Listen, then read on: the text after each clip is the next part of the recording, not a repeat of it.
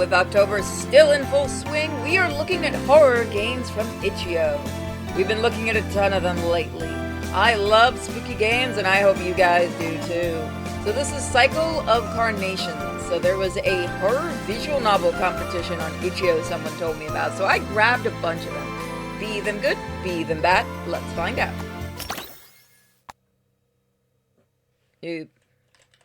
Because I always have to be me. Are you sure Anon is not... this cannot be changed. Yes, I'm Anon. Okay. Please, never forget how much I love you, Anon. Don't you gaslight my ass. I try to cry out, but the only sound that escapes me are gargles of pain. I hear the sound of flames somewhere past the blood rushing in my ears. My skull made a cracking sound when it hit the wall, the force of the blast having thrown me back a ways. The living room is in tatters. Something fell on me when the leftmost wall caved in. I can't feel where it landed. Then again, I can't feel most of my body. Is this situation salvageable? To say my attempts to move are met with resistance would imply that my body even tried to listen. Somewhere in the room, as my world flickers, a pair of feet approach. Despite the level of damage to both our surroundings and myself, they lack any real urgency. Oh dear. I might have overdone it. The person sighs deeply, evidently exasperated. Well, seeing you like this is novel. There's not much we can do together like this. Sorry. I'll make it quick, alright? I try to look up at the figure, though the attempt only serves to drive an ice pick of pain through my sockets. They move away from me in return. They crouch down gently, taking my hand. They kiss the back of it. See you soon. Hold still. Ow. I've been killed faster. The world cuts to black in an instant. A soft groan escapes me when I open my eyes, only phantoms of the previous pain linger. It's a bit bright, but by the time I register everything, even the headache is past. As I'm taking everything in a gentle voice calls out to me. I turn to face the speaker. Hello there. How are you feeling? Her voice is soft and sympathetic. She even offers out a hand to help me off the ground. I take it, and then the phone rings. I take it, her grip is gentle and soft. You look worn out. Something awful must have happened. You'll be okay now, though. You're here with me. Oh, I know what this is. At my feet, a small, ferret-like creature walks in circles around me, watching me with an expression that seems worried. Oh God, you found another failure. Eventually, it uses its small wings to fly up to my face. It presses its nose lightly to mine. Boop. It then seems to decide I'm okay and flies onto the girl's shoulder. Thanks, who are you? Her smile is soft as she watches me. My name is Rain. I go by C. I'm sure you have questions for us. Yeah, what the fuck is with the outfit? Where are we? We're in a place between life and death. I refer to it as the subspace. Regardless of your previous circumstance, nothing will come to harm you here. I will be sure of that. What happened? I don't really know. I don't have access to memories prior to your arrival here. But you look a bit shaken up. It must have been hard for you. Rest for a while if you need to. C quietly flutters to my shoulder and wraps around my neck like a scarf nuzzling my cheek. I can't help but feel calmed by both of them, giving the ferret's ear a gentle rub. C stays there for a little while before running to Rain. what are you? I preside over rebirth in this realm after death. I don't know exactly what that makes me, but you can just call me a special kind of magical girl. I help. I do not trust either of you. Can I also be a magical girl? Rain looks taken aback by the question, then begins to giggle. You're so cute. I'm sure you can do anything you set your mind to. I'll look into it for you, though. Think carefully about this decision, though. That shit sucks. It's not easy. It's not as easy as we make it look. Do you know how many of us die each day? Jesus, it's insane. Oh, the tally, I swear. You're hesitating. Are you okay? What if I say I want to stay with you? Rain freezes. She looks shocked. We'd love it if you'd stay, but you've got a new life to live. We can't possibly keep you from that. I mean, fuck it, I'll live here. Can't be any worse than Earth. Take your time, but seriously, you'll be fine, and so will we. Since I control rebirth in this realm, I've gone through the necessary steps to reincarnate you. Just tell me when you're ready to go. What about you? Don't worry about me. You won't remember it. I'll be here next time. Try not to come back too soon, okay? We got a death pool on your ass. I'll try. Well, no sense in holding you here any longer. I got a week. I want to win that 50. Are you ready to go? Sure, fuck it. I don't think I get much of a choice. I wish you a happy next life.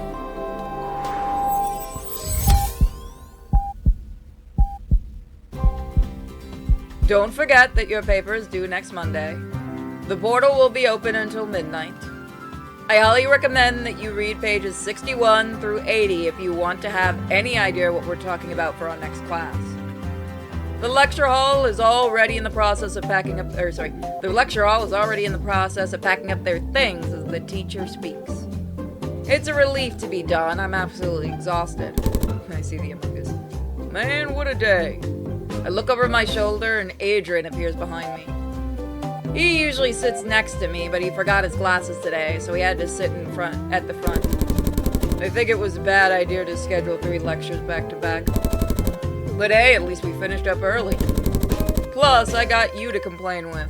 I call that a win. I'm honored. I say it sarcastically, but he's right. It really helps to have a friend for these things. I'm glad I met him last semester.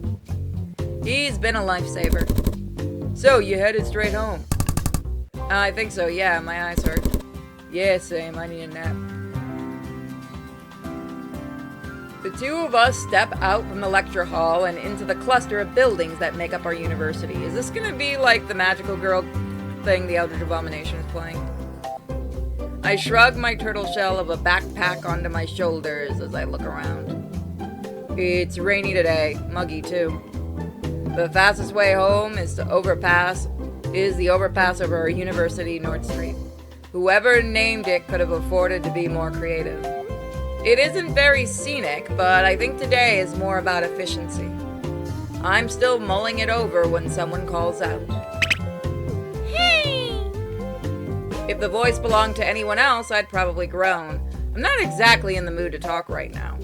But the voice belongs to her, and because it does, I instead feel a little lighter. I turn towards her and smile. Sarah, good to see you. What brings you to campus? Everything okay? I know you like the rain and all, but it's pretty humid. Humidity is the worst. Sarah hates humidity. She says it makes her hair frizzy.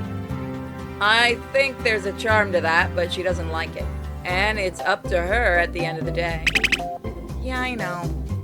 She casts an annoyed look upwards, as though the weather has chosen to spite her, and her specifically.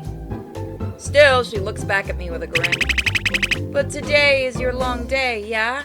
So I wanted to cheer you up. She reaches into a clutch she's holding and hands me a small paper bag. The smell reaches me before I even look inside. As Adrian looks over my shoulder, I know he smells it too. Is it that bread?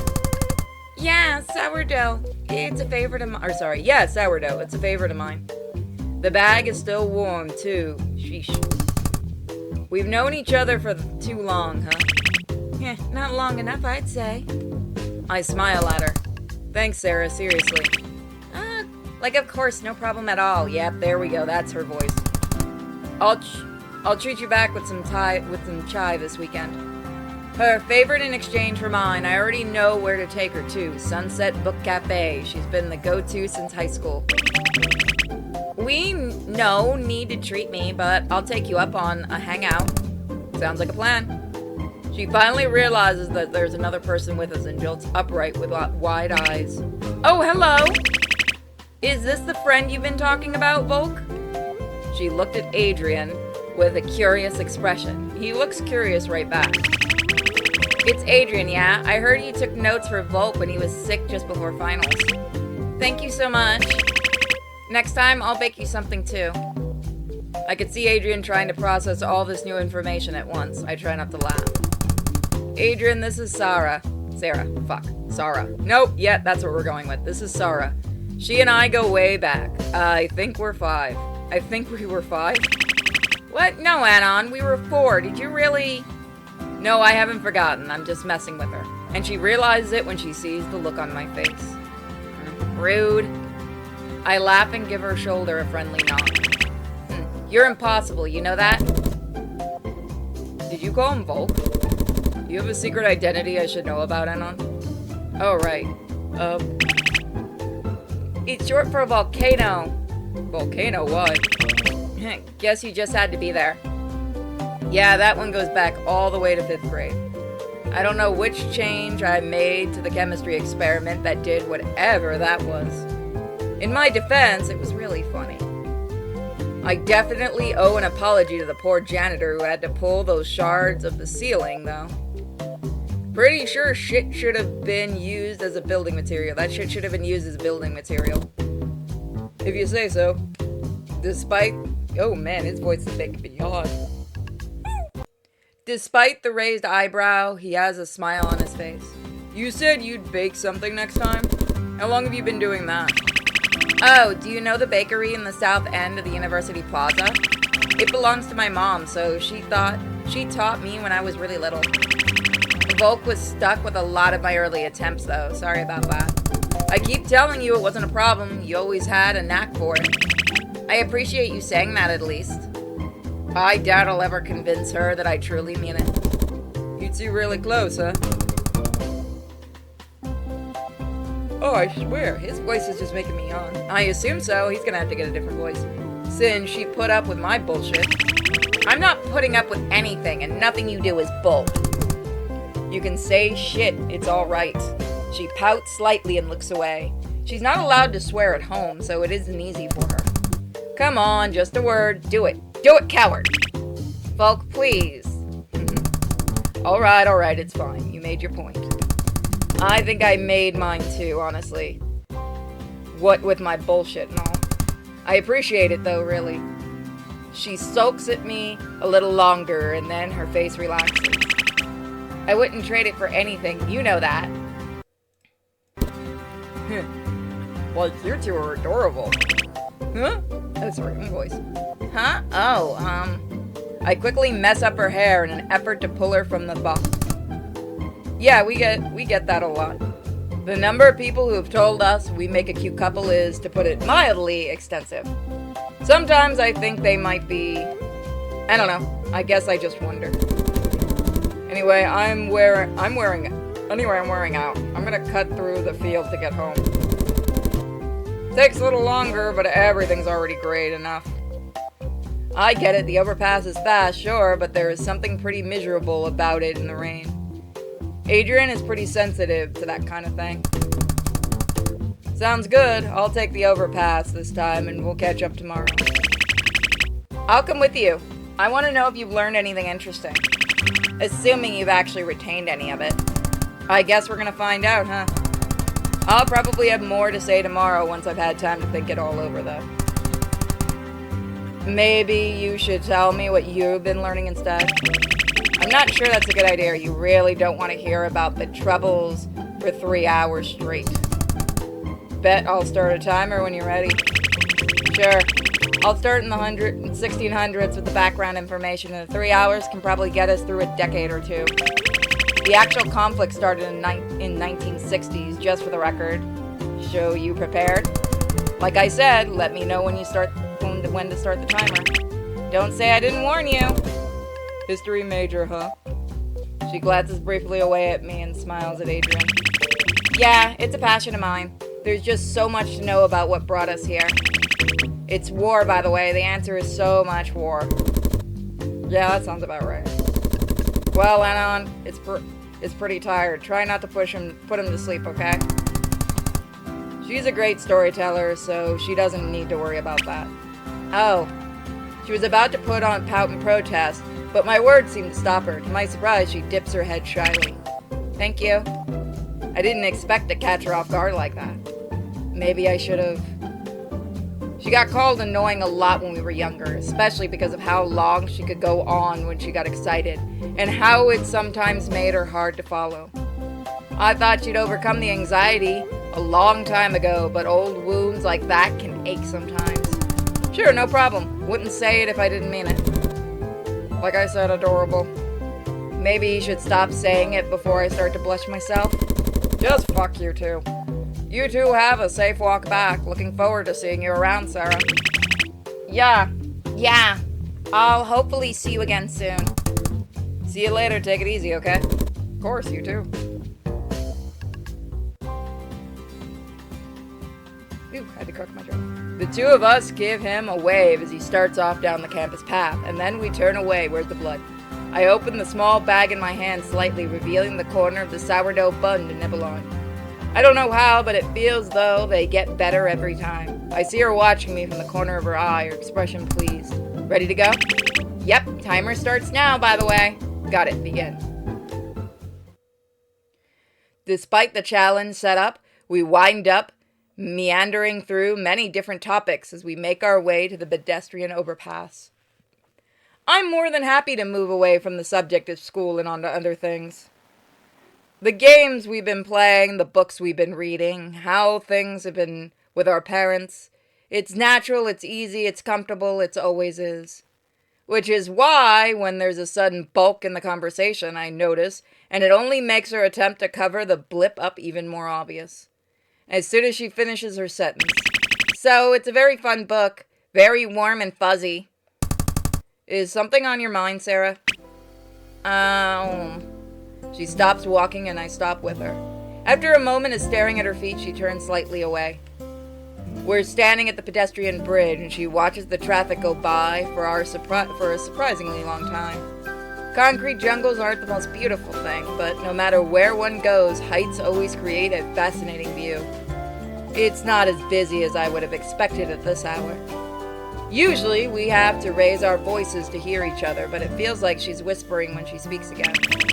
I guess I was just thinking about what Adrian said. You might need to be more specific. Oh, sorry. Just as I start to worry, she steals herself. I think I like you. Oh, well, she's gonna die. You only think? The retort is almost instant, but then she actually means by that hits me. Before I can follow up, however, she takes a deep breath. No, I don't just think, I know. Anon, I love you. Well, she's dead as fuck. The two of us stare at each other for a long time as the world hangs in the air. Oh, what's wrong button? I desperately want a faster response from her. I really do. It kills me to be leaving her in this discomfort. But I think of the time as kids spent reading picture books together in the living room, side by side. The time she spent walking me through English and math, and the times I walked her through science. The periodic table comes to mind as she started to create characters and every single element in it. I remember her freaking out after telling someone to fuck off in middle school because they were giving me a hard time for needing braces. She didn't regret it, she said. She didn't want her mom to be disappointed in her. Her mom wasn't, of course. She was proud of her daughter for watching out for me. I watch out a lot for her too, or at least I did my best. I remember kicking a guy in the shin when he tried to sit in her lap while she was minding her own business. I think of how I joined home economics because I wanted her to teach me how to bake. I wanted to make her something nice for her birthday that year, the way she always did for me. She is so fucking dead. She joined me in the computer lab the following semester so I could help her learn how to program.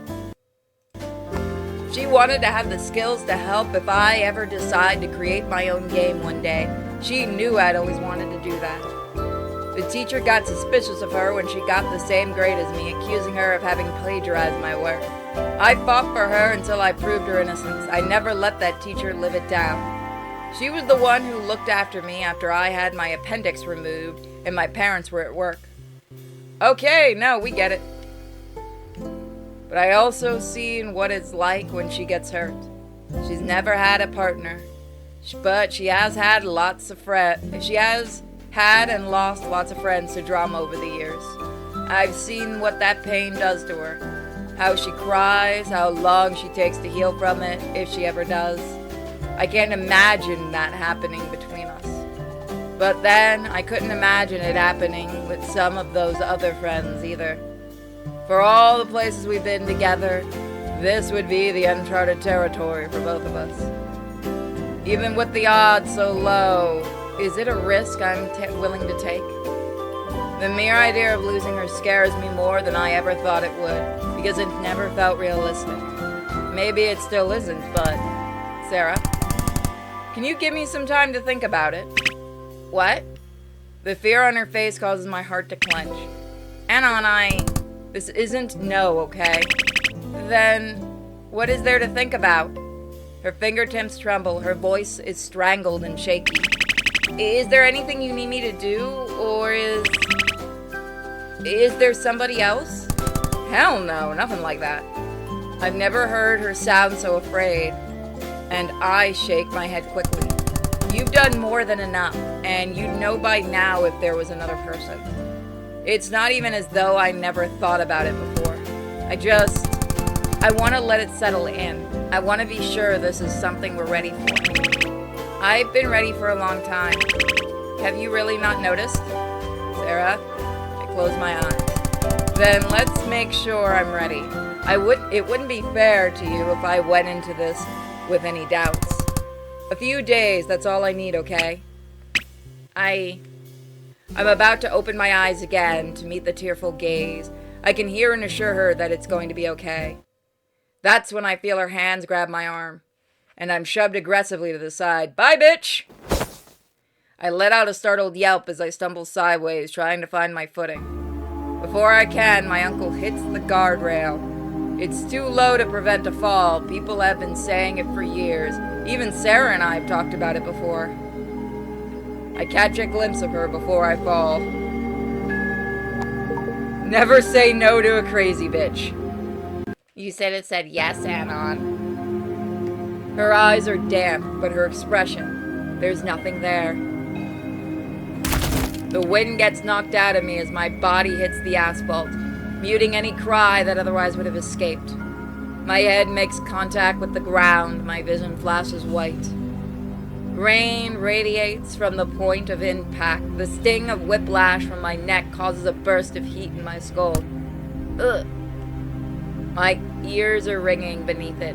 My heart hammers in my chest, confused but trying to keep up with the sudden rush of adrenaline. It's difficult to make my body move. It all happens so quickly that everything is in overdrive while simultaneously unsure of what it's actually supposed to be doing. The world is spinning far too fast.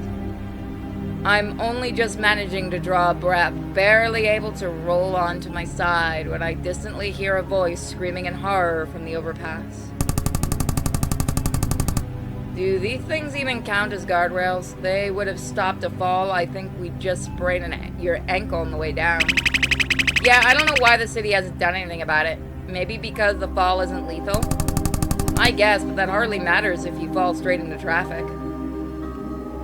I find myself staring directly into the headlights of an oncoming truck. Even if I could run, I wouldn't have a chance.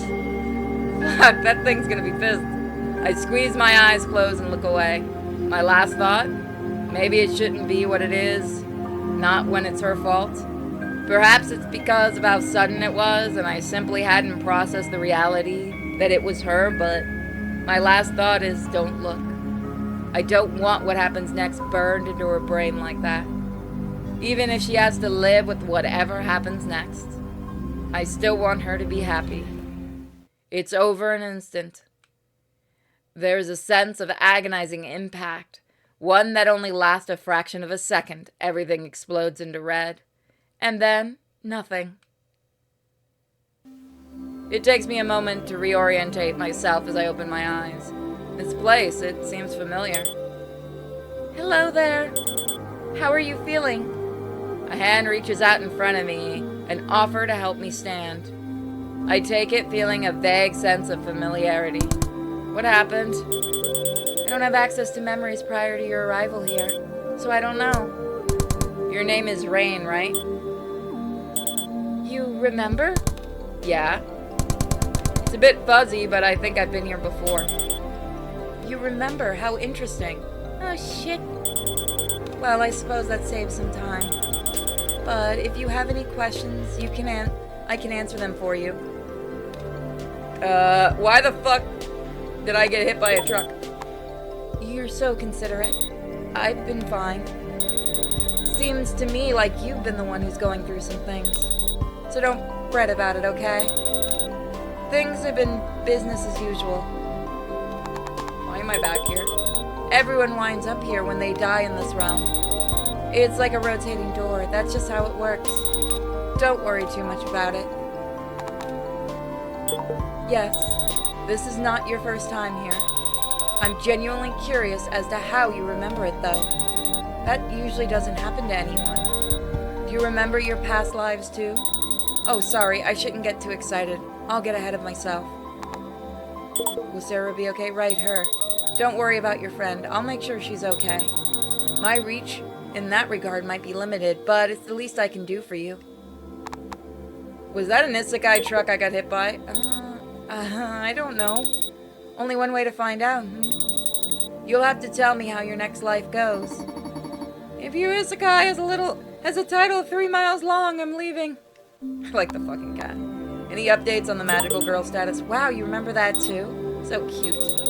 I'm not sure yet what I can do about that, but it sure would be nice for it to be the two of us. I'll need to investigate the idea further. Give me some time. You know, people don't usually remember me when they come back through here. It's an interesting change of pace. Hey! Rain wants to know what you think of her outfit. Hey! You don't have to tell him that. Your outfit?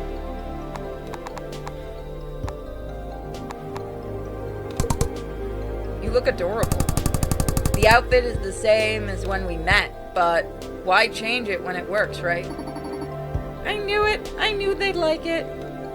Rain is blushing and grinning, swaying side to side in place. Stop trying to kill me, bitch. She doesn't speak right away, but she seems content. You seem a little more comfortable than you did last time. Nice to see it. You're good to head out now? Yeah, ready as always. Gotcha. Off you go. So, we're gonna end up... Let's see quickly what the next world is. She's the one killing us.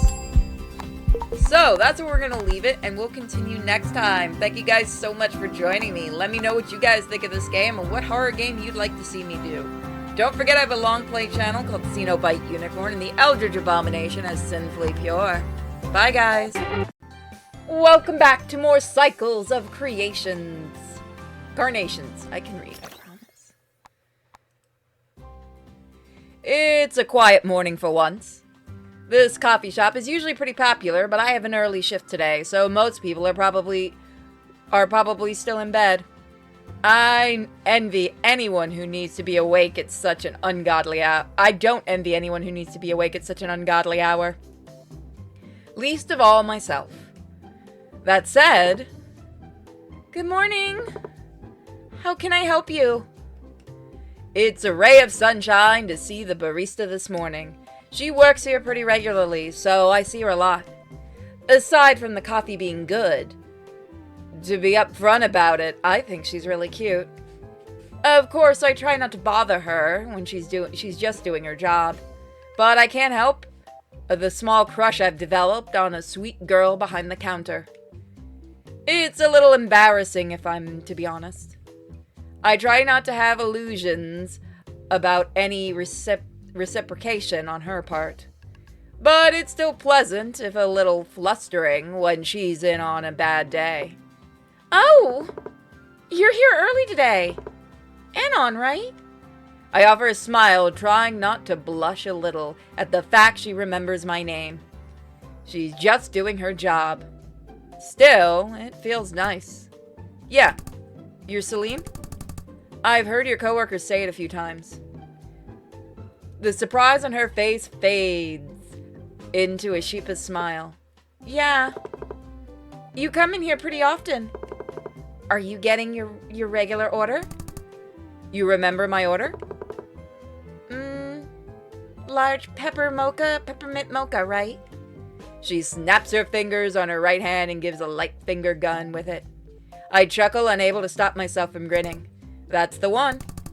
I'm impressed. You must get a lot of people in a day. I don't know how you memorize anyone's preferences, especially so early in the morning. Yeah, well, sometimes people stand out. She looks a little shy as she says it. I ignore the warm feeling in my chest. Before I can figure out what to say, she turns toward the machine. Let me get started on it. Some people don't want me talking to them before they've had their coffee, you know? You know what? I know what voice she gets. I'd make an exception for you. The words come out before I really have a chance to think about them. I freeze for a moment, hoping it sounds more like a joke than a sincere statement. She pauses, then giggles. Glad to hear it. Anything other than your usual today? I mentally release a sigh of relief. I'll decide after the coffee. Gotcha. I move to sit down, watching as she prepares everything. She certainly has more energy than I do, given the hour. Perhaps she's more of a morning person. Maybe she has to be for this kind of job. I don't know, but it feels a bit lighter just watching her work. She steps out from behind the counter and brings me my drink. Since we're the only two in right now, I guess she has the freedom to bring it over personally. Here you go. Thanks. Do you attend university down the street? A lot of people come from there, so I was just curious. Yeah, I work as a teacher assistant. Oh, that's neat. I'm not sure I could do that myself. Really? You seem pretty good with people. She giggles, and I distract myself from possibly blushing by taking a sip of my drink. It's perfect. Maybe, but I feel I struggle to explain certain ideas to people. Sometimes abstract concepts are complicated, or there's difficulty communicating with people for whatever reason. Yeah, I get that. I guess you just pick up the skill of it as you go. I suppose so. Ooh. The sound she makes relates to someone also coming into the shop. She skitters back behind the counter. I shake off mild disappointment. I drink about half of my mocha before I check my phone. Time to go. I sigh softly before standing up. Bye, Celine. Despite how much busier the cafe has become, she still takes the time to give me a warm smile and a wave. See you again soon. I release a breath, relieved to have everything prepared for the chemistry lab before the professor arrives. I don't expect the students to start arriving for another half an hour or so. Except, perhaps, Michael. He tends to arrive early, so he might be here soon. I grab my half-cup mocha from earlier. I still haven't quite finished it, but it's still good, even lukewarm. I take off the heat sleeve, though, since I don't really need it anymore. With all the prep work done, I go to open the door, coffee in hand. Turns out I called it. And Michelle is already waiting inside. It's Michael. Yo! Most of the students call me by my last name, but honestly, I've chatted enough with Michael that I told him he didn't need to be so formal about it. Morning, Michael. Holding up okay. Mornings are hard, but professor obligations are what they are. Yeah, you've mentioned that before. I don't know how you do it, honestly. Hey, you doing it too? You're just a bit more sleepy than me. Michael has mentioned he prefers mornings. I don't know how that's possible, but to each their own. He moves to his desk and I put down my coffee to triple check each of the beakers while I still can. I'm surprised then when Michael comments on something I hadn't noticed. Ooh, whose number is that? Huh? Confused, I scan the room, trying to figure out what he's talking about. Michael looks amused. The coffee cup. Seems like someone wrote their number on it for you. I freeze for a few seconds before quickly going to grab it. He's right. It had been hidden by the heat sleeve, but it seems like a phone number was written in a small, neat print. My face begins to turn red. No one was in but me and Celine for a few minutes this morning. Can't be anyone but hers. You didn't notice, huh? It was under the cardboard thing. There's a lot going through my head right now. Michael chuckles. Well, you seem taken by them. I'm not bold enough to admit I had a crush. But maybe it's obvious on my face right now anyway. They're cute. Congratulations. I quietly pull out my phone and add the number to my contacts. I don't text her right away though. Don't know what holds me back. Nerves, I guess. I'll have to think more on it tonight. Oh well. Class is about to start anyway. I need to focus on that for now and go over my notes. I find myself unable to text her that night. Don't get me wrong, I tried to. Several times. I find myself unable to gather up the nerve. It's fine, right? Maybe I'll see her at the coffee shop tomorrow? It'd be nice to talk to her more directly about it. That morning I'm unable to get there early, so I'm surprised by the lack of people when I enter the coffee shop. I'm relieved to see Celine is the one behind the counter again. I offer her a small smile. She returns it. At least she doesn't seem nervous or upset. In fact, she seems like she does usually. Good morning. Morning, Anon. Peppermint mocha? I chuckle and nod and she gets to work. I take a moment to gather my nerves before asking. Do I get your number on this cup too? The question causes her to freeze. She looks at me with a slightly red face. She's still smiling though. If you'd like. Was my writing too messy on the last one, or... No, I actually did add your number to my phone.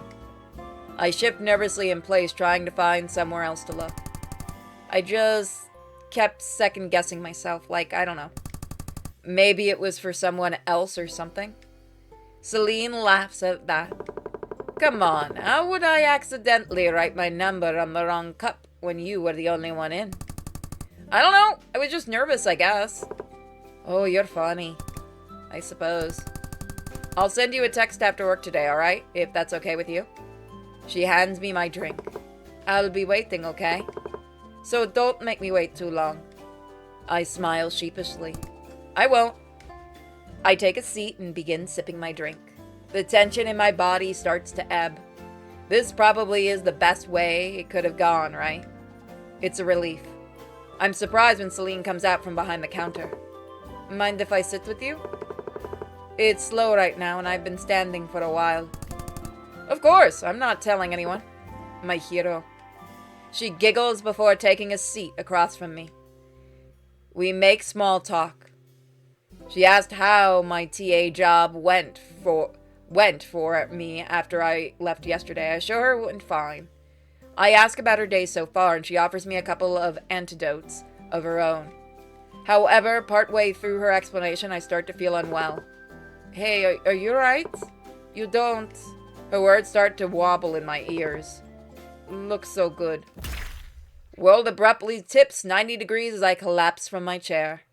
The pain from hitting the ground pales in comparison to the sharp agony in my stomach. There's movement, and I feel my hand There's movement, and I feel a hand on my shoulder. I roll onto my back. Bitch, did you try to kill me? Did you? I see her face. She looks sad but not worried. Then everything cuts to black. I cough a little as I regain consciousness, my throat feeling a residual burn. Despite this, the memories besides what just happened to me feel muted already. Hello there. How are you feeling?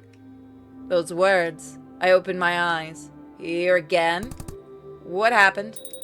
Seems like you were poisoned. Poisoned? But why? Wait. I thought you said you didn't know what happened to people prior to their arrival here. Yeah, we know you're the one doing it. You still remember? I thought... I'm sorry, I lied about that. Here, take my hand. She helps pull me to my feet. It seems like you still remember the past few times you were here, but do you have questions? As usual, I'm happy to answer them. Bitch, why have you been lying to me? It's been the same as usual here.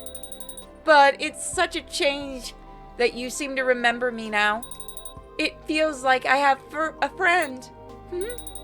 Oh, sorry, that's probably a strange thing to say. Don't worry about me. I'm doing better than ever. Why did you lie to me? Setting aside the fact that I didn't expect you to remember, sometimes people die in really gruesome or embarrassing ways. I found most people are happier when I tell them I didn't see anything. It spares them some dignity, you know? It also spares us the horrors of vicarious trauma. Mostly. We've seen things, so many things! Why do I keep dying? Now that I don't know. But you can keep coming here until you get it right, okay? I'm sorry, I wish there was more we could do. We'll do our best though, promise. Magical girl.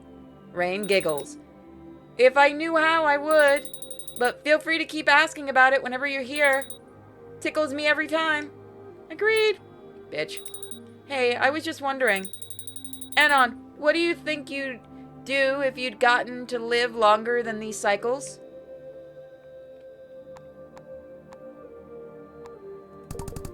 I think I'd love to get the money to travel. It'd be nice to see a lot of different locations. Rain looks a little thoughtful. I wonder if I imagine that she looks sad. All right.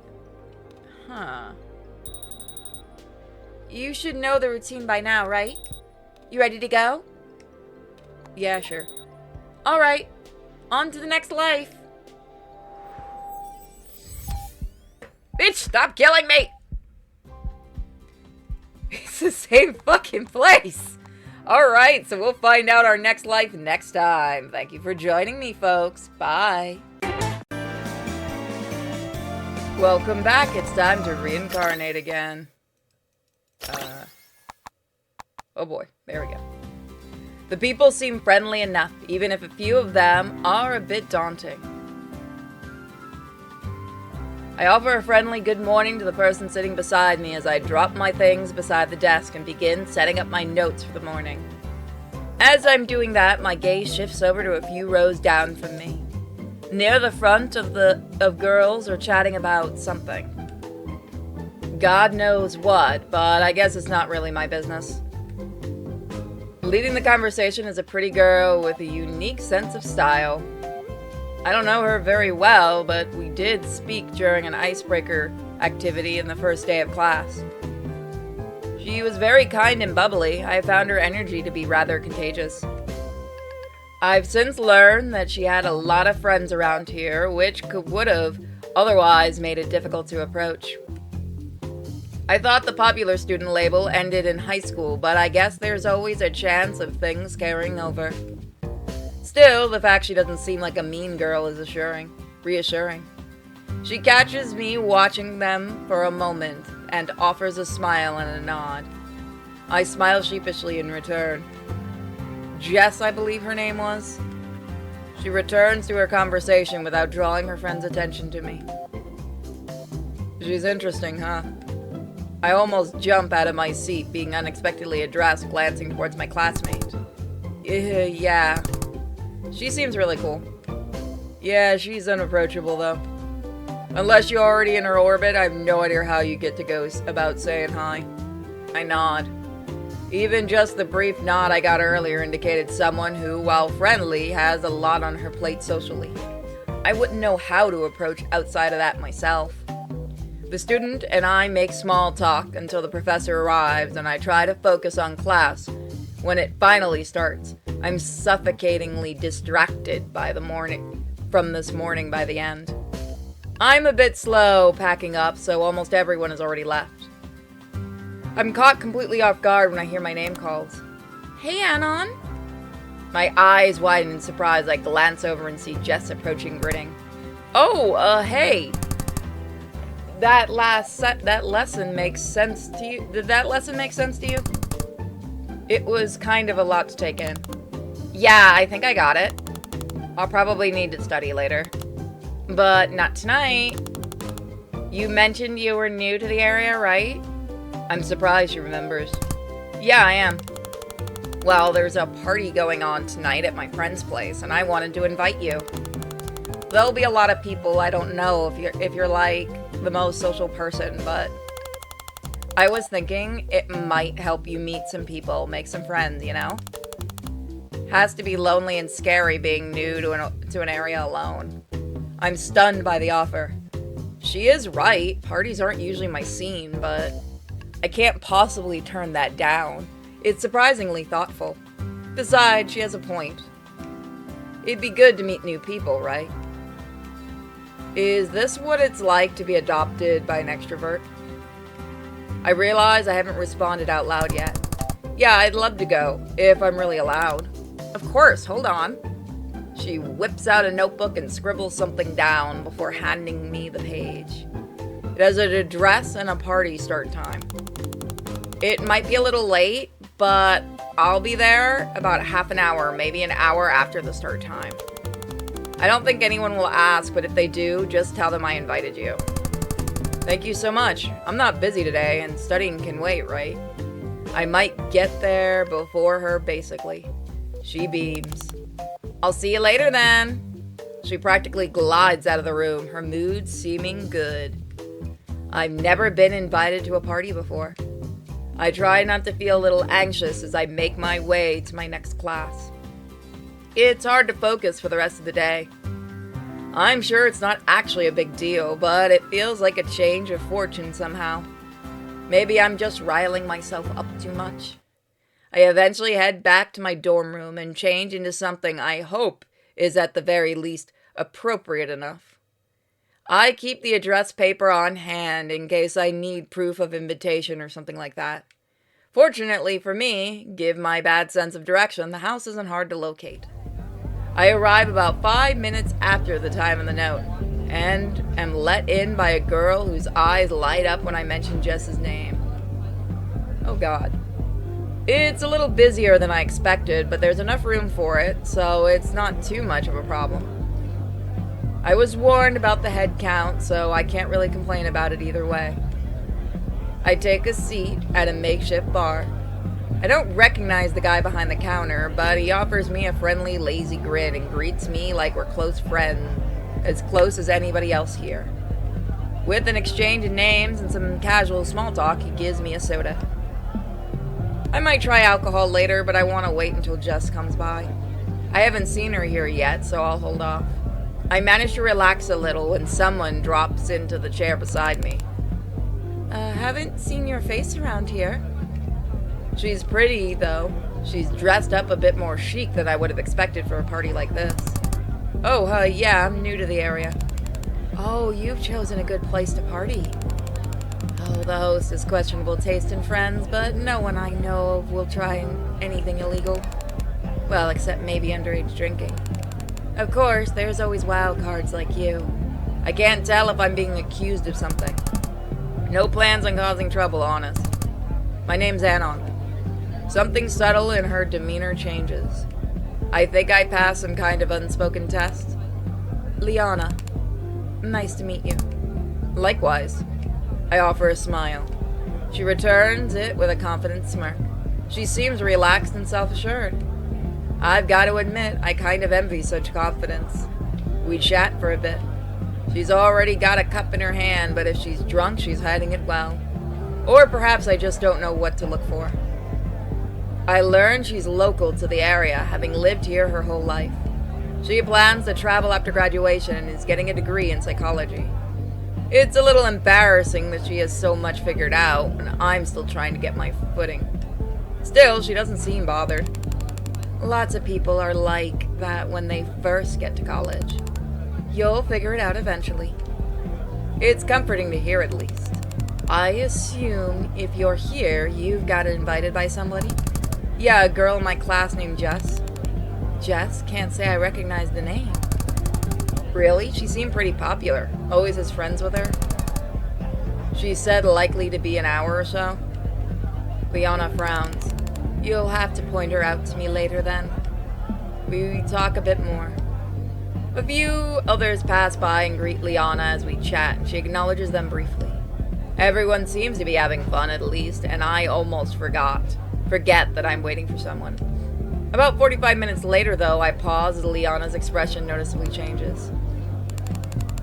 Please tell me that's not your invite over there, giving us that look. Oh, dear Christ in heaven, we're gonna die. That is the face of we're gonna die. Very painfully this time. Stop joining me in reincarnation if you don't want to see me talking to other girls. Oh boy, she does not look happy.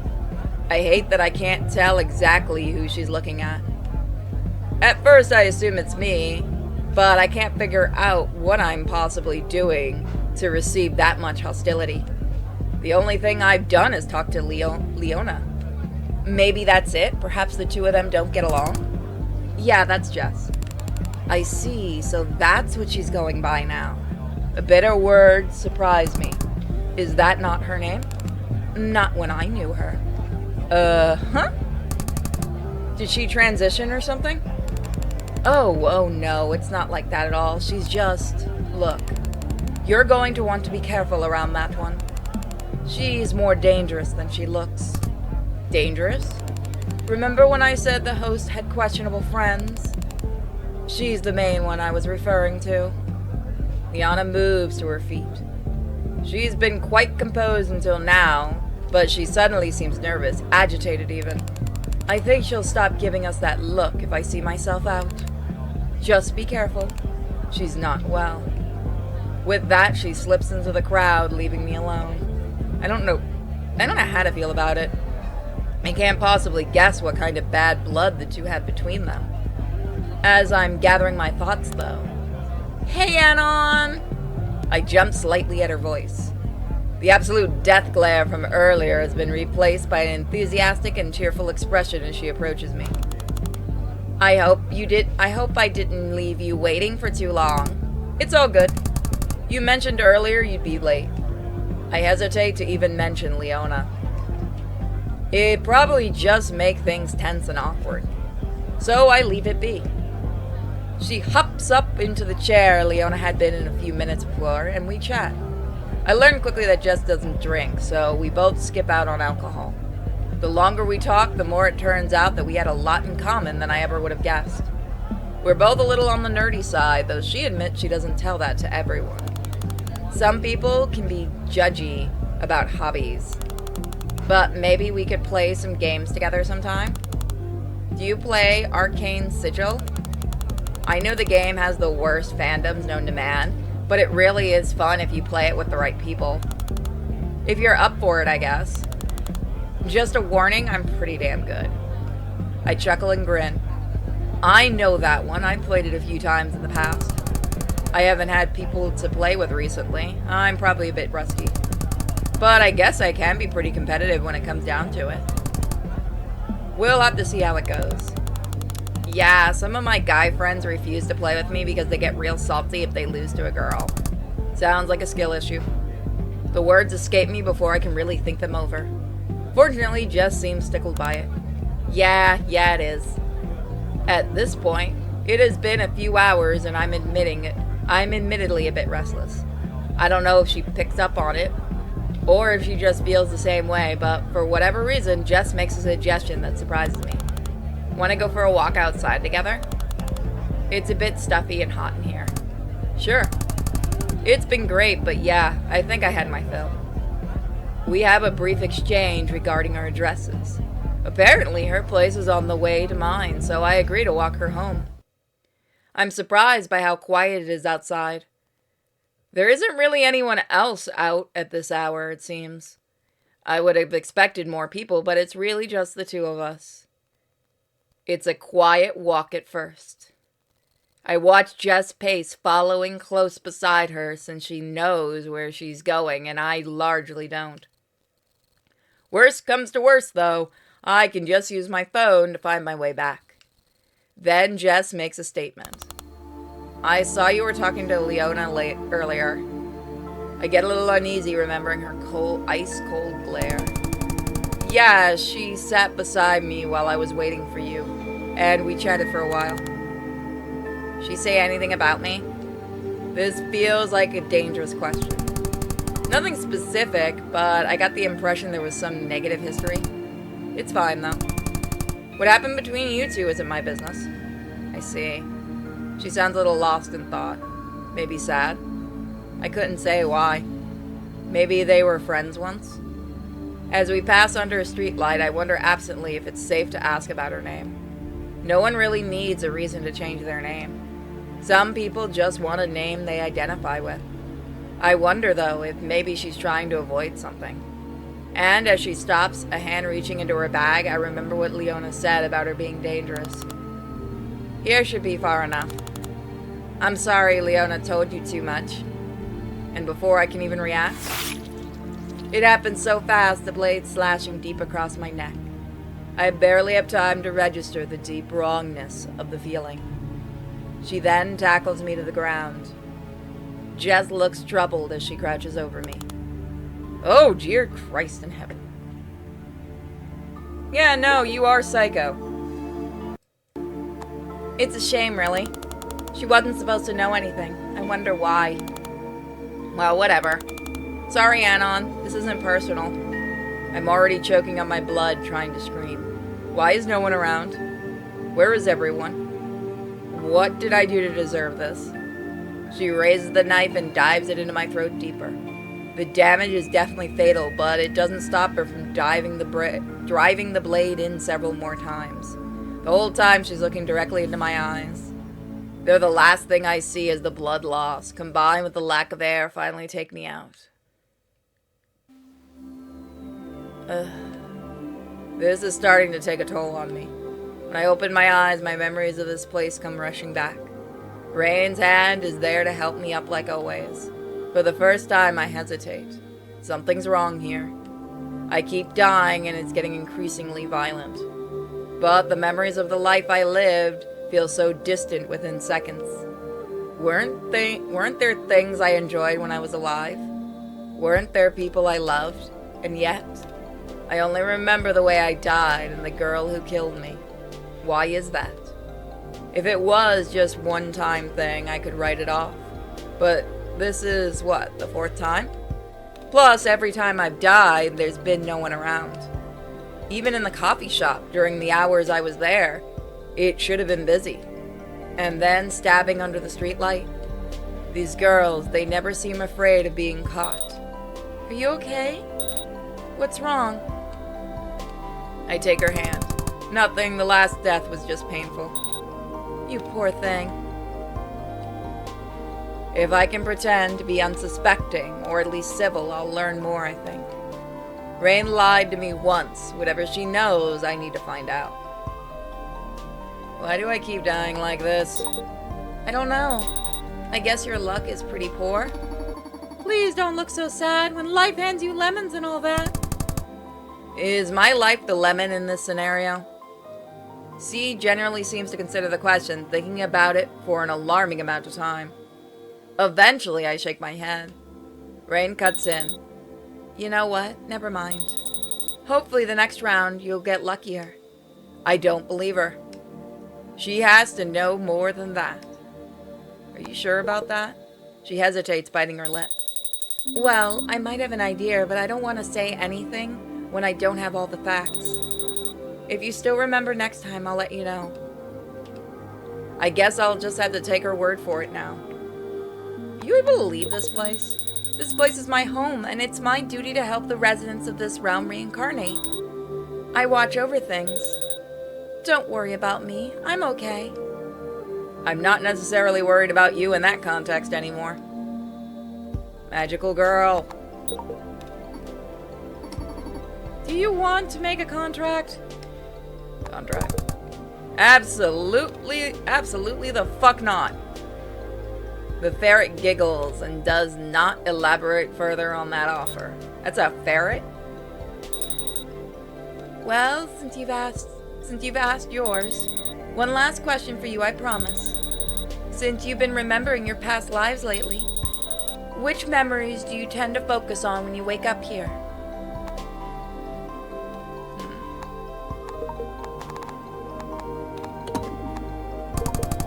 Sorry if this kind of a cop-out, but I think a lot of both. Both are good and bad make life what it is, right? So, even when things are difficult, it's important to keep a balanced outlook on it. I see. Life is incredible, it's worth living.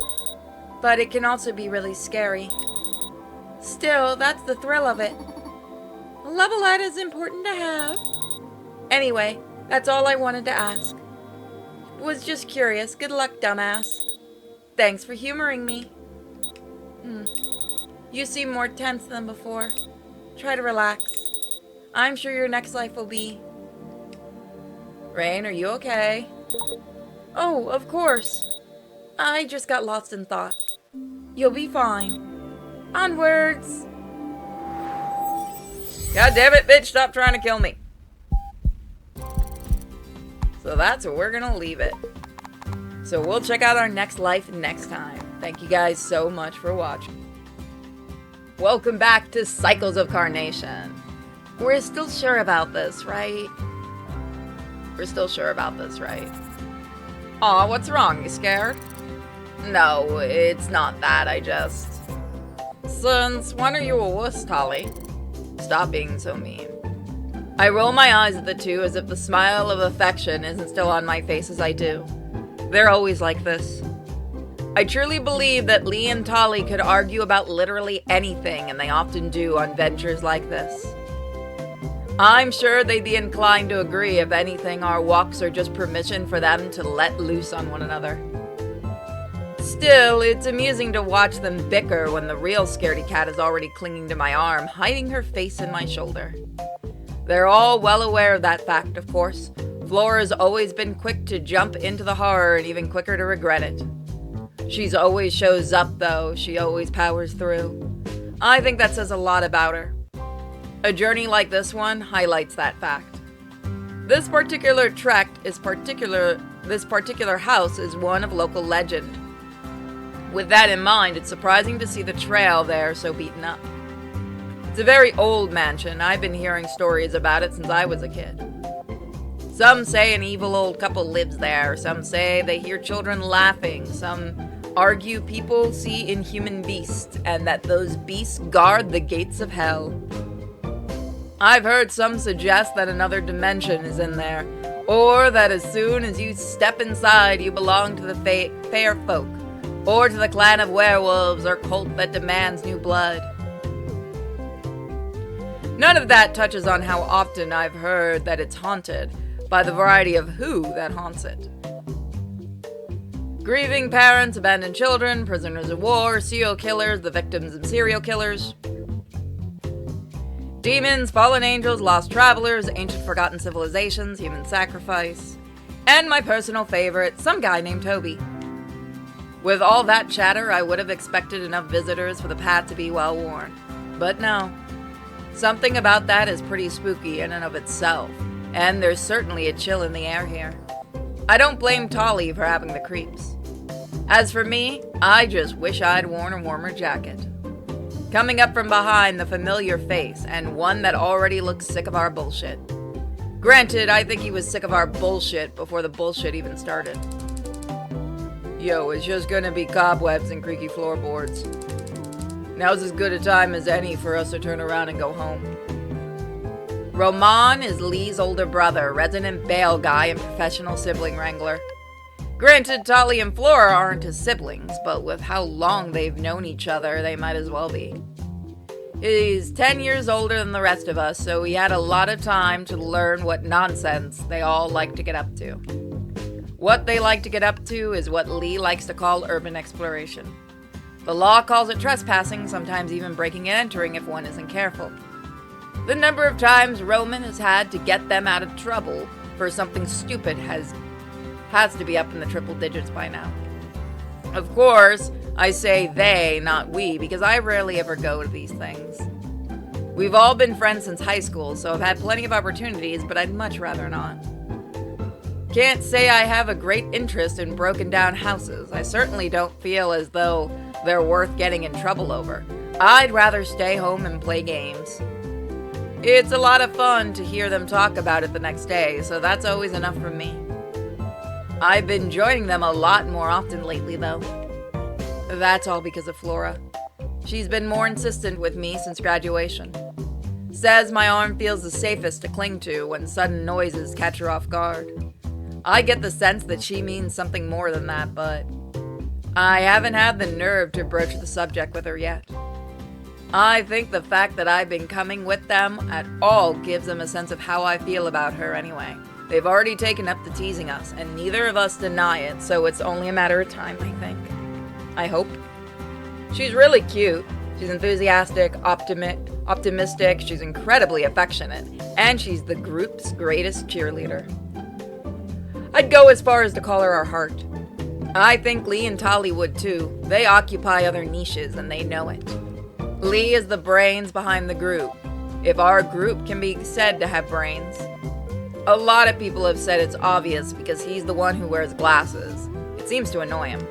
Yes, I'm the smart one, and yes, I wear glasses, but those are two separate things about me. Of course, because it annoys him, Tali says it all the time.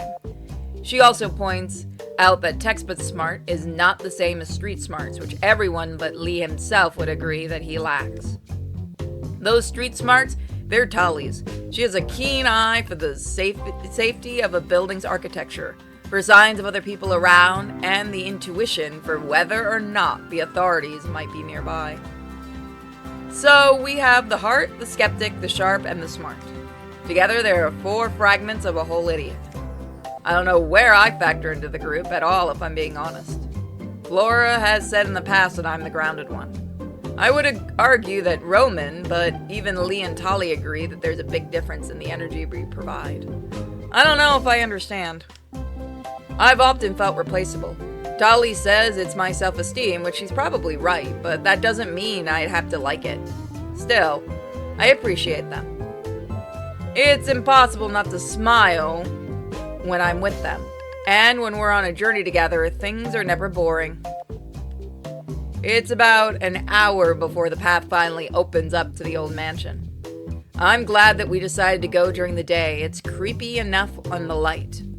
We chose a sunny day, too, but it seems to have gotten cloudy somewhere along the way. Definitely gives it a freaky appearance, that's for sure. A look at Roman's face tells me that even he has to agree with that. By the time he speaks, though, his expression is as stoic as always.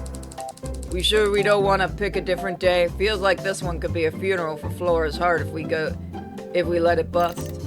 Don't say that. Her embrace tightens around my arm to the point that I'm worried she's going to cut off blood flow. It is pretty freaky, but don't worry, Flora, we'll protect you. Especially Anon, right? Yeah, of course. It's gonna be alright, Flora, no worries. Her embrace loosens slightly, with the trade-off that she buries her face in my shoulder. I gently pat her head. Still, I can definitely see where all the stories come from. Me too. That just means that they're not a letdown, right? Imagine all the build-up for nothing. True. Tali is watching the house with a keen eye. Even when she's unnerved, she has a good head on her shoulders, so I wait for her judgment. Well, given how beat up the trail here was, I can't imagine there's going to be any trouble with cops this time.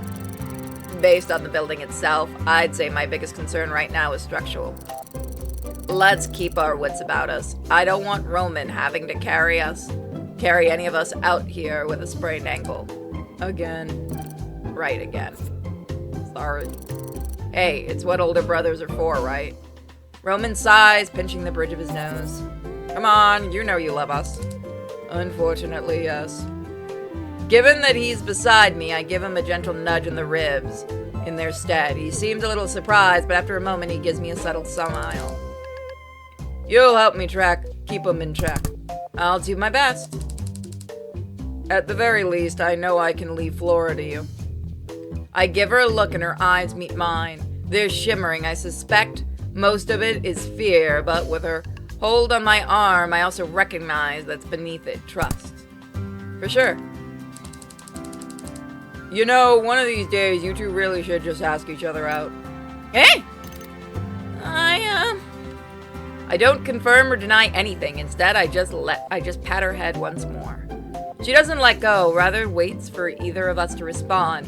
Roman gives us a knowing look and starts walking. Seems Lee and Tali are already threatening to run ahead of us. Despite a clear case of nerves, Flora gives my arm a slight tug so that we can walk forward together. How are you gonna kill me this time, bitch?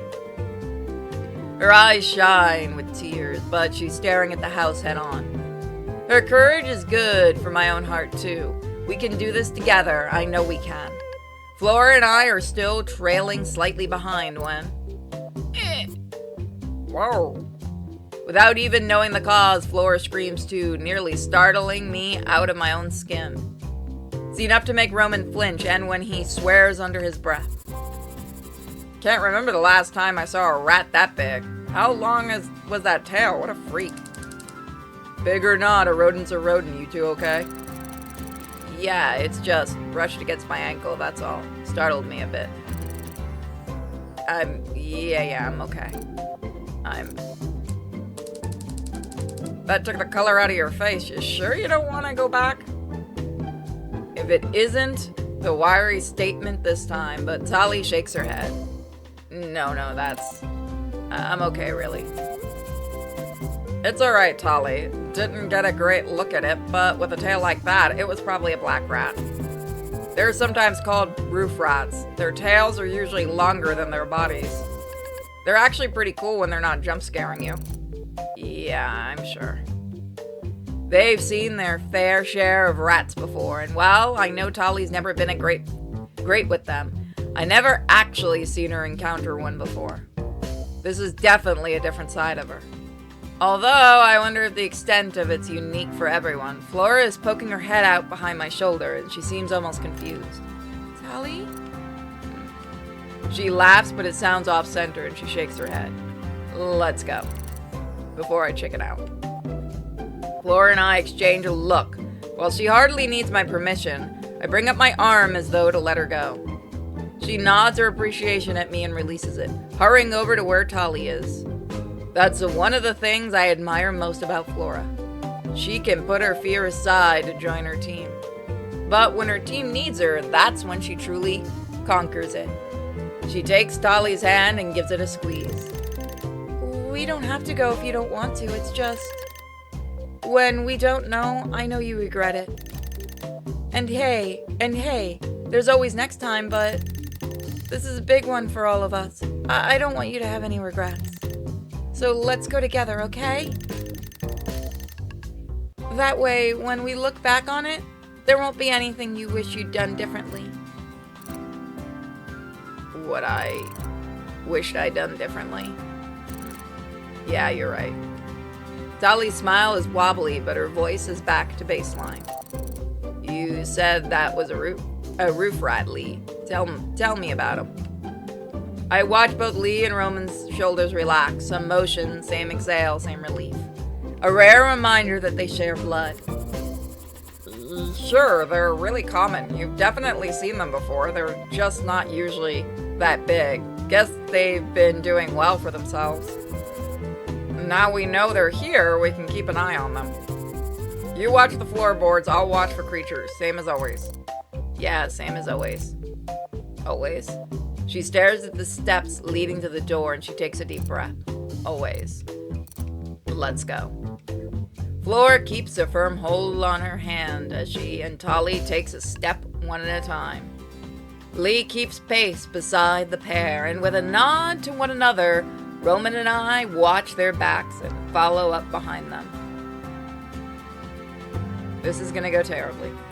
It's about as run down as one would expect from the outside. The floor is rugged, the paint is peeling off the walls, at least it is in spots where paint still exists. The windows are cracked and broken, and some of the walls have holes in them, and metal pipes within the moss and rusted. I suspect that if we get any closer, we'd see more rats moving around. I'm surprised that there's furniture sparse as it may be. The couch looks like it would give out a randomized disease to anyone who so much as brushes against it. And there's a coat stand that past visitors clearly hadn't expected, either as previous fall has broken it in half. Roman leaves the door open just a crack behind us, enough to know we can step out whenever, but not enough for the wind to blow it shut. He's quick to pick up a broken coat stand, turning it over in his hand. He's always been more interested in the human damage rather than the wares of time. Everyone else is taking the place in. Flora has released Tali's hand and is tentatively walking around. Lee is observing the overgrowth. He likes to see how nature thrives in an environment like this. I don't blame him. As for Tali, she's standing in place. Her head does turn from side to side, but only for a moment before she's still once more. I try not to call attention to it as I approach her. No doubt she's still coming down from outside, and I don't want to embarrass her over it. At least that's my intentional thought. But this seems familiar, doesn't it? She looks almost lost, her eyes distant as she speaks. Her chest tightens at the sight of it. Tali? She doesn't look at me as she slowly begins to shake her head. No, this is... What is this? Her fingertips begin to tremble, and her eyes suddenly widen. What is this? I put my hand on her shoulder, and her gaze abruptly snaps up to meet mine, her lips a quivering an expression of pleading. Who are we? The sheer desperation of the question causes my stomach to drop. I try to put the feeling aside for her sake. Tali, it's all right. I hear everyone coming towards us, only for Roman's voice to stop them. I think she's having a panic attack. Don't crowd her. Wrong voice. I think she's having a panic attack. Don't crowd her. Leave it for Anon for now. We're at the mansion. Roman, Lee, and Flora are all here. Roman, Lee, Flora. Is it all of us? Are we? No. Oh God, no. Leave them alone, please. Why us? Why them? Tali, you need to breathe, okay? It doesn't matter. She pulls her shoulders away, free from my grip, and stumbles backwards. A moment later, her legs give way and she collapses to her knees. She's staring at her hands. Tali? Flora moves past Roman so that she can crouch down to Tali's side. I step back for now. Flora's been friends with everyone for a lot longer, so maybe she can help more than I can right now? Roman's right, and Adreni's trying to help. Just don't panic. It'll pass, okay? Tali looks up from her palms, tears streaking her face. I can't tell if she's looking at Flora or through her. When Flora takes her shoulder, she throws the touch away, as she did with mine. What did we do to deserve this? Don't we deserve more than this? Do we deserve anything at all? Flora stands up and backs off, bringing herself over to Roman as Tali buries her head in her hands. It isn't fair. It isn't fair. We all stand stunned as she breaks down into violent sobs. I'm sorry. I'm so sorry. I rack my mind for some way, in any way to help, but I come up empty. Anon, what's going on? I don't know. It's my fault. I shouldn't have pushed her to come. No, I don't think that would have changed anything. This is something else. What do you mean by that? I'm not... How long? Huh?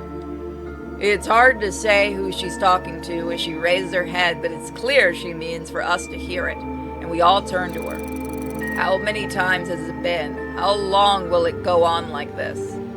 As she looks at us over her shoulder, the expression on her face can barely be called a smile. It's broken, her eyes look empty. Please, don't let it be forever. I don't know how much more I can.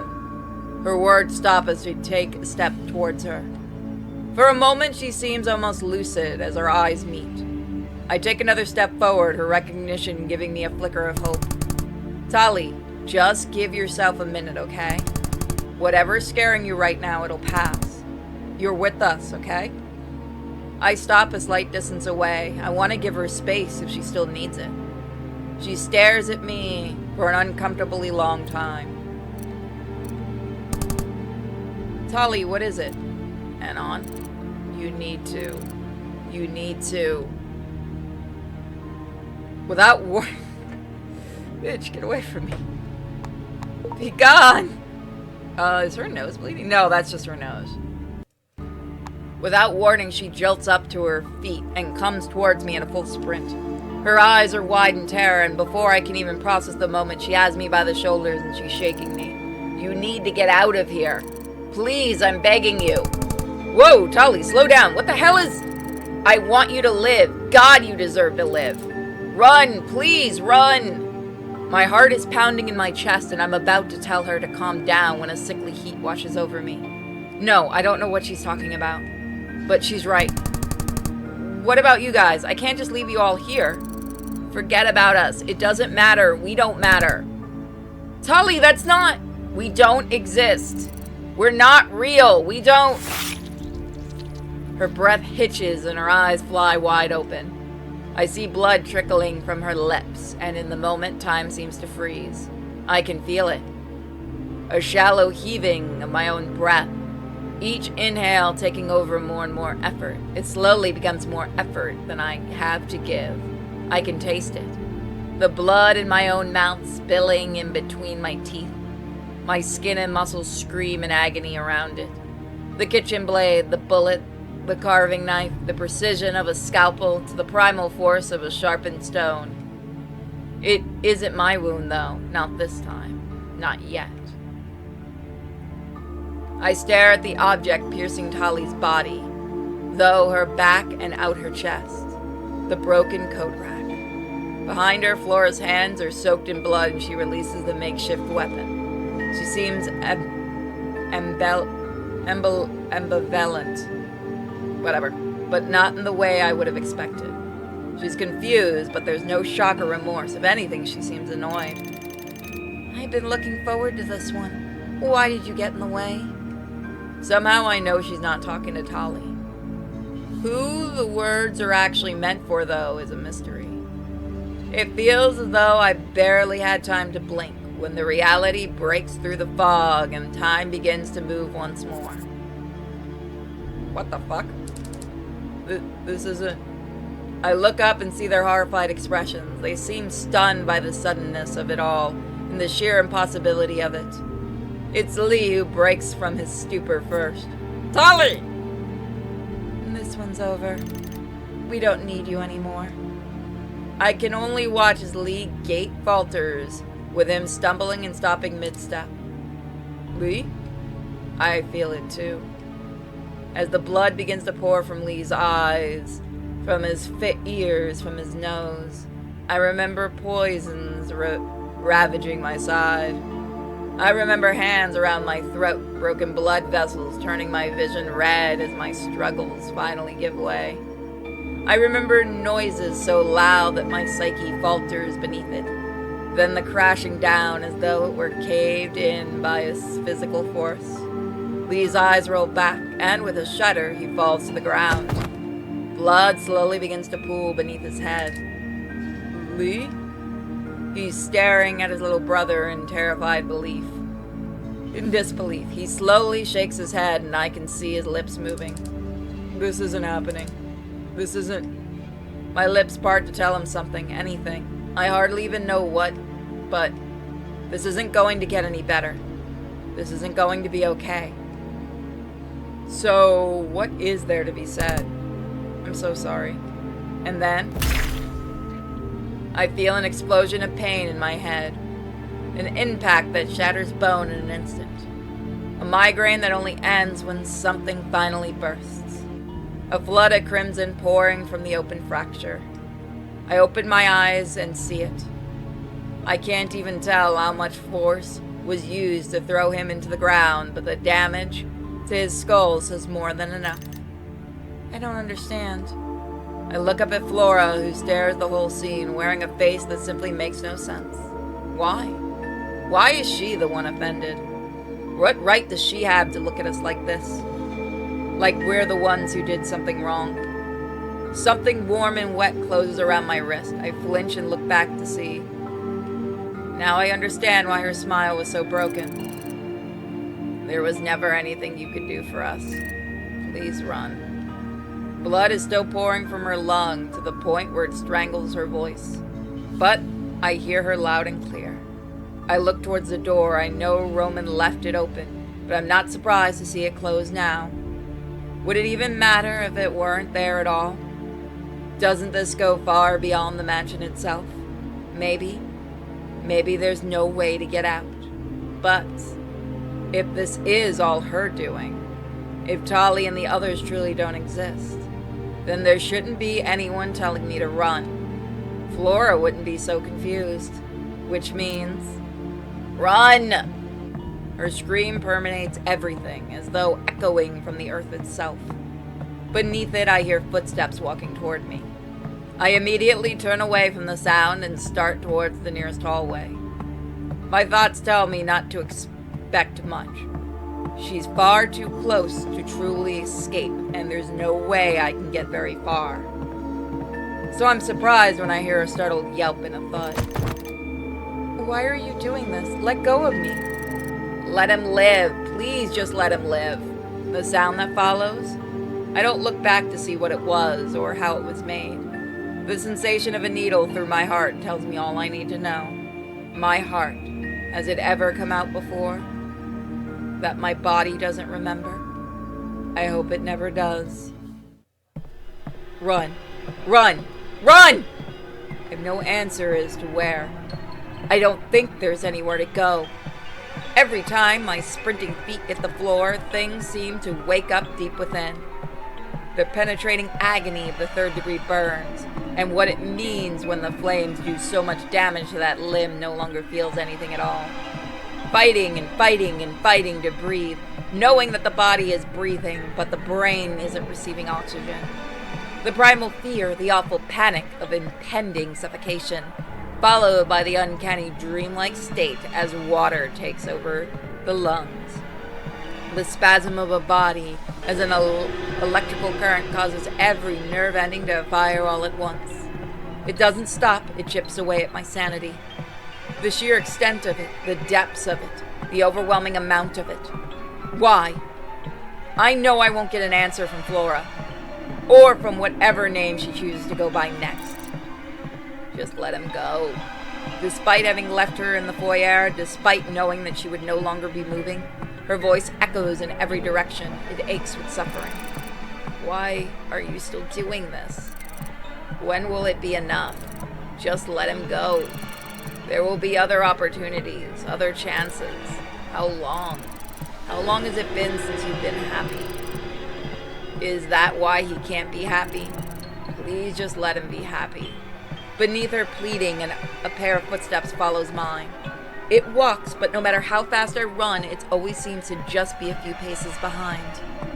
With Tali's pleas seeming to fall on deaf ears, I know that my efforts to get away are all but hopeless.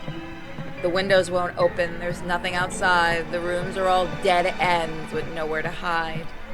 Every weapon, every mortal wound, every natural disaster, every memory percolating from the depths they're buried beneath. I get tired. Everything begins to hurt. I don't want to give up. I'm scared. But Tali's voice stops, and with it, so do I. I slump against the wall, my entire body aching. The footsteps finally reach me. Anon? She sounds familiar enough for a moment. My heart instinctively gravitates toward her. The reality of it all, if it can be called that, shuts the feeling down in an instant later. Tali Lee Roman. My eyes begin to well up as I think of their smiles and our lives. Their last moments, their bodies, their existence is a mere pretense for what exactly? Why? It wasn't supposed to be this way. I don't care. My voice shakes, cracking at the edges. Forget how it's supposed to be. I care about how it was before and how it turned out. You murdered them. Holly told you, right? She was wrong. They existed to me. They have for the last 5 years. They had entire lives they remembered. They'd tell me about for hours, and you were in those stories. You were an important person to them. You were important to me too. Meeting all of you was the best thing that ever happened to me. Was that not real enough? Does this all mean nothing to you? Manon, look at me, you bitch. With nothing left, I turned to face her. It's almost be easier to see a monster behind me, some sick hell spawn, to believe something that had taken her place when we stepped through the door. But no, it's simply her staring back at me, an apologetic look on her face. I'm sorry that this is how it all turned out. There's always next time, okay? What do you... Before I can finish, she starts towards me, and my blood instantly runs cold. I'm overwhelmed by fear, both instinctive and primal, the feeling that something is well and truly wrong. Something doesn't belong here. Is it her? Is it me? Is it the world itself? I take a step back, only my heels to meet the wall. When I look at her once more, she wears a sad smile. You are just a psycho little bitch, aren't you? Anon, if I were to give you a way out now, where would you go? Huh? Let's say I open the door behind you. What's left for you out there, knowing what you know? Would you be able to make friends again? What about college or work? What would the point of it all be? Would you be able to make it all exist again, the way you did before? What about love? You were falling for me, weren't you? Could that happen again? I don't know if I could stand back and watch somebody else. So tell me, what's left? The tears in my eyes begin to fall. I have no answer, and her expression becomes resolute. It's settled. She stops in front of me. She wipes the tears away. It's going to be all right. Fuck you. Eh? I have nothing left to say, not even as the look on her face becomes one of sorrow. Beneath my shock, my angers all left me as grief. We were doing well. So why? Her expression slowly changes from sadness to rage, and she reaches out for me. I close my eyes. It hurts. The fuck did that say? When I wake again, it's not the usual hand reaching out to help me. Instead, Rain is already kneeling beside me, hugging me tightly and shaking. At first, I think she's crying. And well, she is, kind of. But there seems to be a lot more going on. Why? Why is she doing this again? I thought we had an agreement. Why is she interfering? Okay, what the fuck, Rain? What is this all about? Do you really want to know the truth? Bitch, tell me. I try to pull away from her. She allows it, but she keeps her hold on my hand. So, this has been going on for a while. I've known you for longer than you could possibly remember. Then again, that is my fault too. It's almost hard to think that far back now, but it was a much simpler time when we met. I was just starting to understand my status as a magical girl.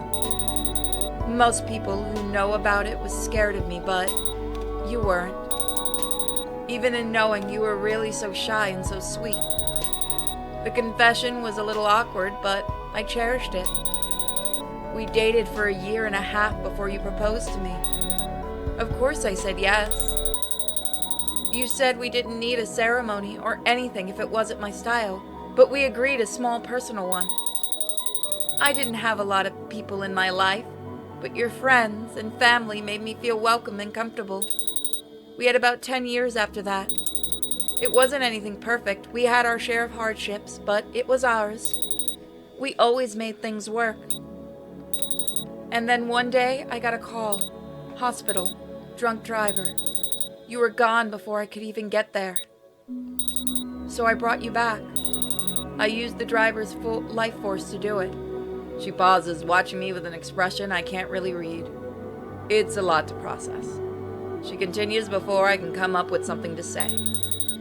The practice of necromancy has repercussions, both cosmically and from the council. She notices my expression shift and she smiles, though it doesn't really reach her eyes. Yes, us magical girls have a council. The whole thing used to be a bit dictatorial, but I don't know how they operate anymore. I've been gone too long now. But they decided that the two of us were to be put in this pocket dimension connected to the subspace.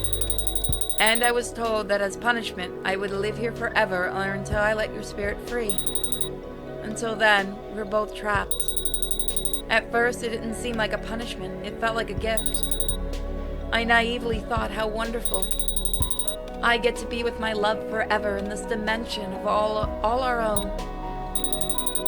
But even if we had your spirit locked here, your body wouldn't stay alive forever. You died again and again. Of course, I'd bring you back. I'd give you memories back and we'd continue on. But the repeated deaths and memories returned started to take a toll on you emotionally. As I understand it, one's life memories being put into a new body isn't an issue, but the more memories, the more lives, the more suffocating it feels to process them once they're all returned. That's how you explained it all to me. I eventually had to concede that if this was going to continue, you couldn't keep your memories. The thought absolutely crushed me. At first, I tried partial memories, but it caused you even more distress. So we agreed on a clean slate. I told myself I could make it work. Even without your memories, you were still you, right? So I started letting us live our lives, us getting to know each other again and again. It was hard missing someone who was still alive and in front of me. So hard. But for you, I told myself I'd push through it. I told myself you didn't have to suffer the pain. You were still you. Yet, every time I lost you, I felt like I was losing a part of myself again and again. I finally saw the punishment for what it was, and I couldn't let you go. Eventually, it became too much. I removed the most intense emotions I had, the ones I couldn't handle anymore. That type of magic is forbidden, but I was already living out punishment for an act of selfishness. What's one more self-serving act in the end? I put those emotions in a vessel, and honestly, it felt like a miracle. I had some semblance of emotions deep down, but it was all muted. I felt like I could breathe again. It didn't seem to impede our relationship either, not at first. I used to cry so much, but not able to explain why to you. You didn't need to worry about me anymore. I think that was part of it. I told myself everything I was doing was for you. For you, all for you. But then, you betrayed me. Betrayed? That was the first time I killed you. And when I was done, with your blood on my hands, I felt something past the dull muteness for the past 200 years. Euphoria. The novelty of something unique happening between us made me feel, despite having taken my emotions out, and I loved it. It had been so long. I decided, well, maybe every now and then I'd try something different to see new sides of you. New experiences, new expressions, new organs. I wanted to see everything, every part of you. So I set aside the cheating and we started again. But then, every time I made a mistake or things didn't go how I wanted it to, I'd ended you and we'd start again, and again, and again. Her explanation left me stunned in silence. So every death I've remembered so far, those girls were all you? Yeah, no shit. In different forms, yes. I feel a sense of distress, rage building in me, but I try to keep it under control. My success is limited. If you care about me, why would you do those things to me? Dying is painful and scary. And without the memories, it's fresh every time. That's usually why I take them. It's enough for me to remember. You don't need to suffer long term. You shouldn't remember any of this. And that just makes this okay to you? We agreed to it once upon a time. But C seems to be going rogue again. It causes my frustration to falter, if only momentarily. See? I said my emotions had a vessel. C was that vessel. Yeah, and I can't handle watching you do this to Anon anymore. C's voice cuts into the conversation, her voice distraught. Only now does Rain let go of my hand. Her expression is horribly cold as she looks and turns to C. We talked about this once. You don't interfere, I don't kill you. Oh God. I agreed because I didn't want Anon left all alone with the worst parts of me. But that was just pure cowardice. This isn't any better. You always had reasons before. I tried to tell myself that it made it understandable, even if it wasn't acceptable. I have limits. We had limits. And then the house. I saw my excuses for what they were. This isn't fair to him. He deserves to know what's going on, even if he hates us for it. C gives me a distressed but determined look. Well, you want him to remember? Fine, I'll make him fucking remember. Listen here, you psycho little bitch. I really gotta get back to that other magical girl, one on my other one. Look of sheer horror crosses C's face. Then, ah! The pain lances through my skull, and everything starts to come back.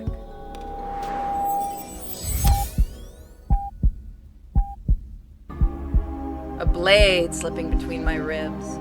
A flash of heat so intense that the pain, while severe, is momentary. The feeling of fingers tight around my neck, excited eyes staring down into mine as I draw my last breath. The rush of memories is immediately overwhelming. It's not an instantaneous return of the experience I've once had. Instead, it's a rushing river, a nightmare that won't end. Thousands of years worth of memories. I see the girl I once would have trusted with my life. No, the girl I had trusted with my life. Repeatedly destroying the trust on a whim. The memory had weighed on me before the murders, but this is on another level. I feel every moment, every emotion, every injury, every death. The way time functions with this blood is too fast, yet everything is happening in vivid detail. The two of us had always been rivals at school ever since we were children. Academics, sports, you name it.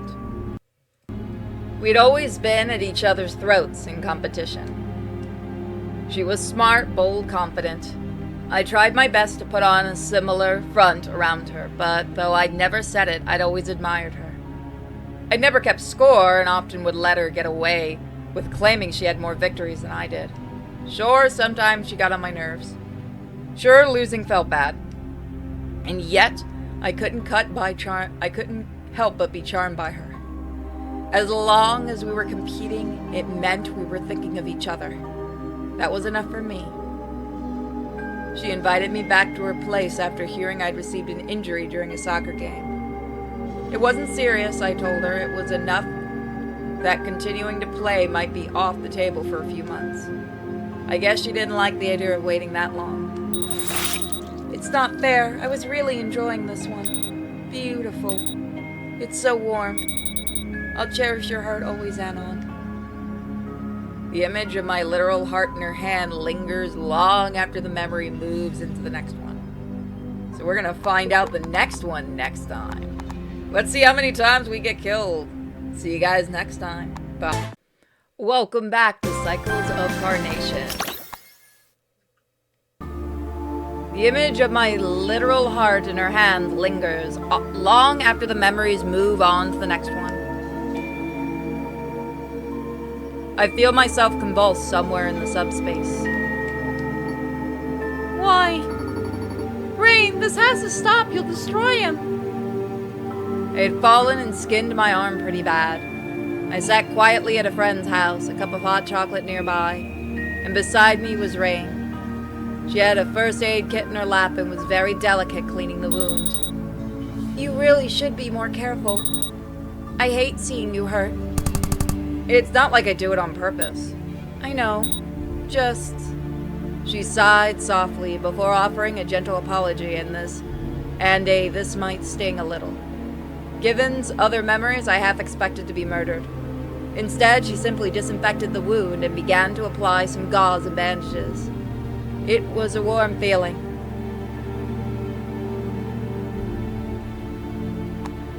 Oh, we're gonna get a fight. The memory cuts off abruptly and Rain's voice is ice cold as she speaks. Oop, wrong button. Stop interfering. This is your fault, you know. All your fault. Of course it is. We're the same damn person. I won't let you deny me anymore. We're ending this now. I hear the sound of what must be fighting as I fall back into my mind. The two of us were casual acquaintances with a mutual friend between us. We met each other in passing regularly as we played games as a group. She was shy, nerdy, and a little awkward, but a gentle soul with a creative spirit. One night, though, she had an argument with our mutual friend. I wasn't in the room when the fight started, but I saw her run past me crying. Concerned, I chased after her. We ended up sitting in the friend's yard next to a swimming pool. She vented out her feelings to me, distraught and troubled. It was hard to know what to say, but I did my best to hear her out. Apparently, I didn't say enough, or maybe I said too much. I still don't know why she accused me of being on the other friend's side. Either way, we ended up in a tussle. By the end of the night, she had my head in the water and she held me under until I drowned.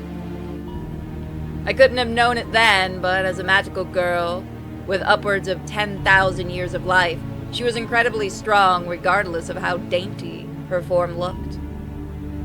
I'm digging my nails into my throat as if I'm trying to claw the water out, and only making things worse in my desperation. In a gap between one memory to the next, I see a strange sight, one that I can't quite understand.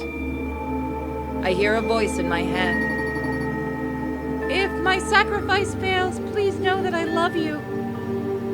But before I can register anything else, another memory washes over me. I knew I shouldn't be doing it. I knew what I was doing was wrong, but the issue was twofold.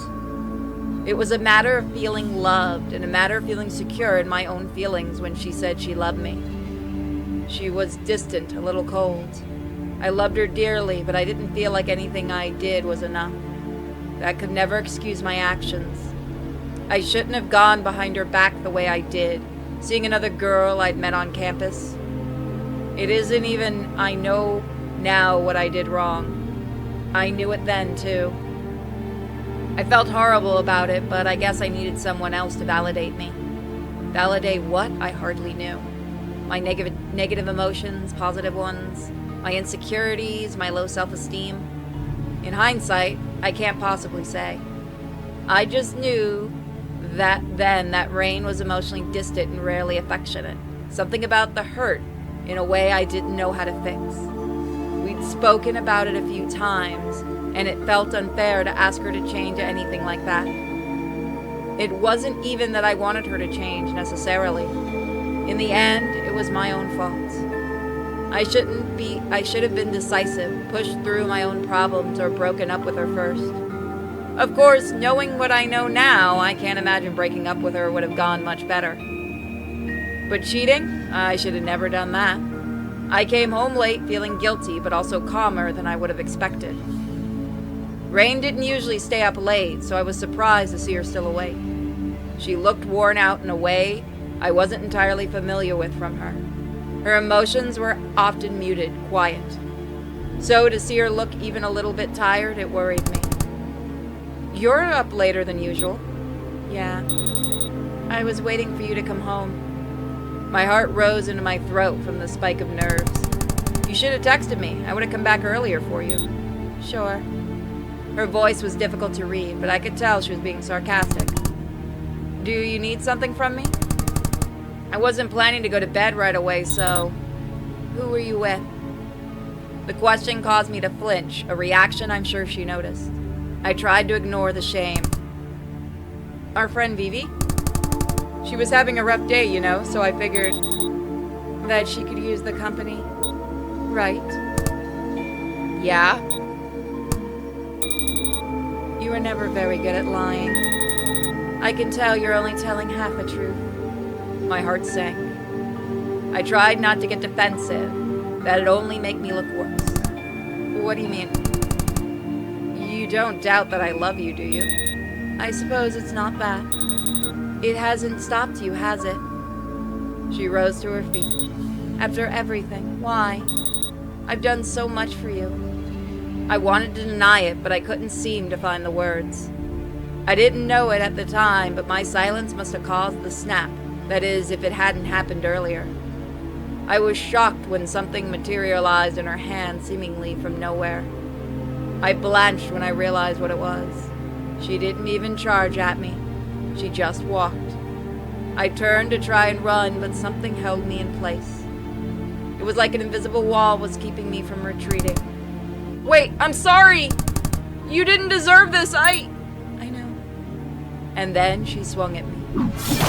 The flat side of the axe connected with the entire side of my face. I heard the sound more than I felt it at first. It was possibly a body protecting me from the level of pain I'd have otherwise experienced, but it didn't last, nor did the beating stop. Rain had never been violent with me before, so the level of shock hit me almost as hard as the axe, and yet she continued swinging. First the flat side, then she moved to hacking up my flesh with the blade, and from what I could see past the blood and pain, her expression slowly changed. The calculated cold indifference became one of surprise, then excitement. I'd never seen anything like that from her before. A haunting, unstable glee. I have the feeling the swings continued long after I died. My head is throbbing from initial strikes to my head, amongst other things. Before it can continue, though, a shriek of agony splits through the space. Oh dear. The flood of memories stops with an abruptness that I wonder if I finally broke. I hear a light metallic clattering in front of me. Even in an energizing place like the subspace, I have no strength left to do something as simple as opening my eyes. Each memory has left me suffering with a deep sense of betrayal. There had to have been some other way. Anything would have been better than this. I'm not sure how long I'm left lying there, eyes closed. Time's difficult to judge in this space. All I can say is everything is eerily quiet. I thought I heard crying at first, but now it's just silence. Am I alone now? I think about what I saw between wave after wave of my own deaths. Did she sacrifice herself? What did she do to Rain? Eventually the question drives me to force my eyes open. I'm on the floor. Turns out I'm not the only one. Rain is also passed out. She's breathing, I can see that much, but she's facing away from me. I begin putting together what must have happened. What I saw must have been C giving up her form as a vessel and converting herself to energy. So she reignited with Rain. I almost wonder why this didn't happen sooner, but based on her words, there wasn't any guarantee it would have worked. I think it did. I can't see Rain's face, but I don't think she's handling it well. She's shaking, arms wrapped around herself. The strangest of thoughts crossed my mind. Fuck this bitch. Is she gonna be okay? I'm left baffled by my own question. I've died so many goddamn times all because of her. Even if she does care about me, the care was not enough to stop her from making me suffer. Should I really care for what she's feeling now, the consequences of her own actions? I shift slightly, trying not to make any sound. As I do, I notice something. The subspace light catches off of something on the ground. Floating in space between us is a beautiful ring. There's a sign of age, but it looks well taken care of. It seems familiar. Without thinking, I reach out a shaky hand and touch the rose gold. Everyone had been warning me about the new girl for days now. She was pretty, but she was a witch of some kind, they said. Something about her was fundamentally wrong. Imagine my surprise then when I met her. She was a sweet, bubbly young woman, someone who still tried to connect with people despite their constant rejection of her. She was hurting inside, but I didn't know that until much later. The main thing I noticed was that she was kind. She didn't seem at all like the person I'd been told she was. So after a few short conversations with her, "Hey Rain, do you want to hang out with me at the dorms today? If you're not busy, of course." The way her face lit up in delight. I can't say for sure I fell for her in that moment, but it certainly got the ball rolling. That'd be really nice. I'd love to. It wasn't like we did much at the dorms, but it was nice just being in her company. We started hanging out regularly after that. Damn it, you're too good at this game. I'll get better and beat you at this one day, you'll see. Challenge accepted. I look forward to it. How'd you do on that paper I helped you with? Oh, I was going to tell you, I got an A. Thank you so much for your help with that. I did not have a lot of confidence, but before we talked... I'm so glad to hear it. Congratulations. You didn't have to make tea for me. Hey, I knew you were coming, so why wouldn't I? Here, I know you like chai. I'm making you peppermint mocha, and you can't stop me. I'll bring a sourdough bun, too. If you're making my favorite, I'm making yours twofold. I remember one particular day she came over unannounced. She was really distraught. What's wrong? Your eyes are red. Apparently, calling her out on that caused the dam to break again. She started sobbing, and I gently guided her to the sofa so she could sit. I felt angry and helpless, but I sat with her until she was able to speak. Anon? Can you promise you won't hate me? Even if I'm not who you think I am? Does this have anything to do with the witch rumors? She flinched and looked at me with wide eyes. She then nodded weakly. I mean, I knew about those before we even met. I don't really know what they're about exactly, but I don't see how that makes you any different from who I know. I'm a magical girl. I heard of them. Lots of fear-mongering and hero worship, both. They were a rarity, but known enough in those days by normal folks that people were trying to police them. Oh, that's all? It was all. It was, as in all honesty, about what I expected. She looked up at me with wide eyes, bewildered by my casual answer. After a moment, she let out a stunned laugh. That's all? I've been terrified for months that you'd learn you wouldn't want to be my friend anymore. I grinned at her, put an arm around her shoulder in a brisk half hug. Well, it'll take more than that to scare me off. Besides, I like being around you. I'd be sad if you didn't want to hang out anymore. She let out another stunned laugh, and without prompting, she hugged me tightly. I was startled, but I laughed too, returning the embrace. You're the best. Thank you. After everything I've endured at her hands, the memories feel bittersweet. Things were a lot simpler then, weren't they? It was a few months after that when I asked her out. She said it was a bit of an awkward confession earlier. Remembering it, she certainly wasn't wrong. I was so worried she'd think I was only accepting her magical girl nature because I wanted it in her pants. I felt so blessed that she felt the same way. I didn't think I felt that level of anxious going around her until a year and a half later. I knew by that point that I wanted to be with her for the rest of my life. I decided on the rose gold since I felt it went best with her sense of style, but choosing a ring that felt perfect was difficult. She accepted it before I'd even gotten the ring out. Then she asked me to slip it onto her finger for her. You know, it was hard to find one that I thought suited you best. I was really nervous. Oh, sweetheart, you could have proposed with a ring pop or a candy bracelet and I would have still said yes. I couldn't do that. You're worth so much more than that to me.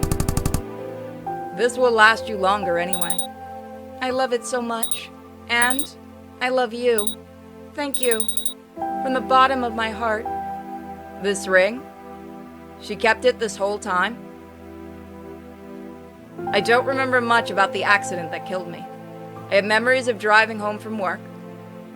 I was a bartender, which inevitably meant late-night shifts. I didn't mind so much, though I did sometimes feel like I didn't get enough time to spend with my wife. We've been planning a trip about a month's time. I barely remember where to now, since we never ended up going, but I remember being excited about it. I think it was one of the faster deaths I've experienced compared to everything I've been through now. There was a phantom memories of pain, of fear, of distress. But the next thing I remember clearly was waking up on our bed, Rain standing at my side holding my hand. I almost thought it was a nightmare at first, but the exhaustion in her expression, the way she grasped and hugged me when I opened my eyes, something in me understood. We'd never discussed what we'd do if something had happened to either of us, not in realistic terms. We were in our early 30s, so we thought we had time before we needed that discussion. She told me that what she'd done using the driver's life force in exchange for mine. Honestly, it was shocking. I felt conflicted, but I didn't really hold it against her. If we'd switched places, if I had powers that she did, I also would have switched her killer's life for hers in a heartbeat. So I let it go. We got a few more days of peace, even though my body was still recovering. Then, well, there's a gap in my memory for about a week. Rain informed me later that it had been a side effect of the magic used by the council. I got the context for the punishment she'd received and why. I was upset, but it wasn't me I was worried about. Rain? A pocket dimension? You shouldn't have trapped somewhere all alone because of me. My heart ached at the idea. Still, Rain approached and put both hands on my shoulders, forcing me to look at her. She looked distraught. Anon, to escape this realm, I have to release your spirit. If the days you were dead taught me anything, it's that I'm not ready. Besides, I'm not alone, I have you. She tried to sound optimistic, but her voice cracked as she spoke. You want to keep living too, don't you? Please? I saw the grief in her eyes, and any protest I could have offered was gone. She was right. I didn't want to go yet. I wasn't ready either. Plus, the idea of leaving her alone like that? I couldn't. Now I fucking can. So we started living our lives together in this new realm. Unfortunately, time proved to be an obstacle. I was not a magical girl, so my body didn't hold up the way hers could. Death didn't release my spirit, however. It seemed to be under Rain's jurisdiction. This was, after all, her punishment. She would create a new body for me every time, restoring my memories time and time again. And this went on for a long time, more time than I can possibly explain. I cannot easily express the mental strain of being alive for that long. One lifetime did not feel like enough, but 3, then 10, 25. It started to feel like physical weight in the mind and spirit. And given my spirit was the only constant thing for me over these incarnations, before Rain gave my memories back. It became crushing after a while. Don't get me wrong, though. A lot of these memories are priceless to me. Sometimes we'd sit in subspace after another death of mine and just reminisce. But after a while, even that became too much. It was a difficult conversation.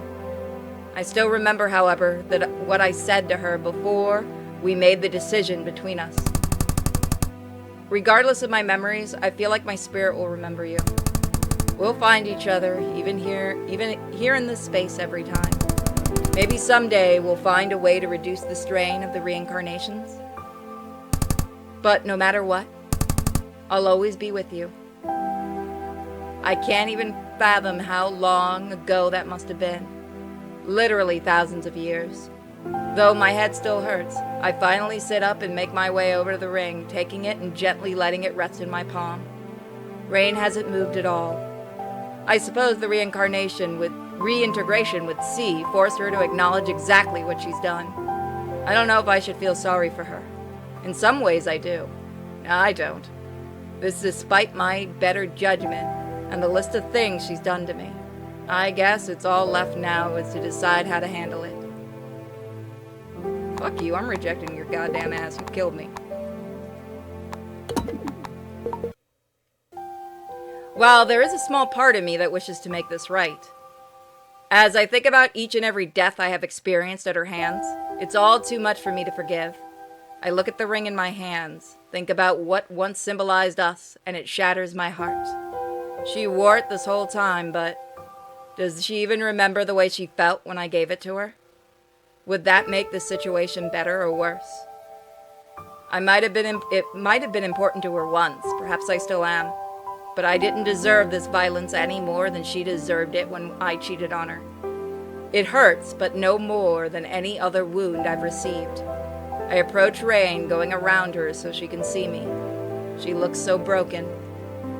It's almost enough to make me reconsider. Fuck it, almost. Most bitter part of me remembers the people who had been warned me about her, about the magical girls. Maybe they had a point. I can't say if that's fair. I don't really care anymore. I think we're done here. I turn away from her and begin walking to where I could not say. After all, we're still in subspace. But I don't want to be near her anymore.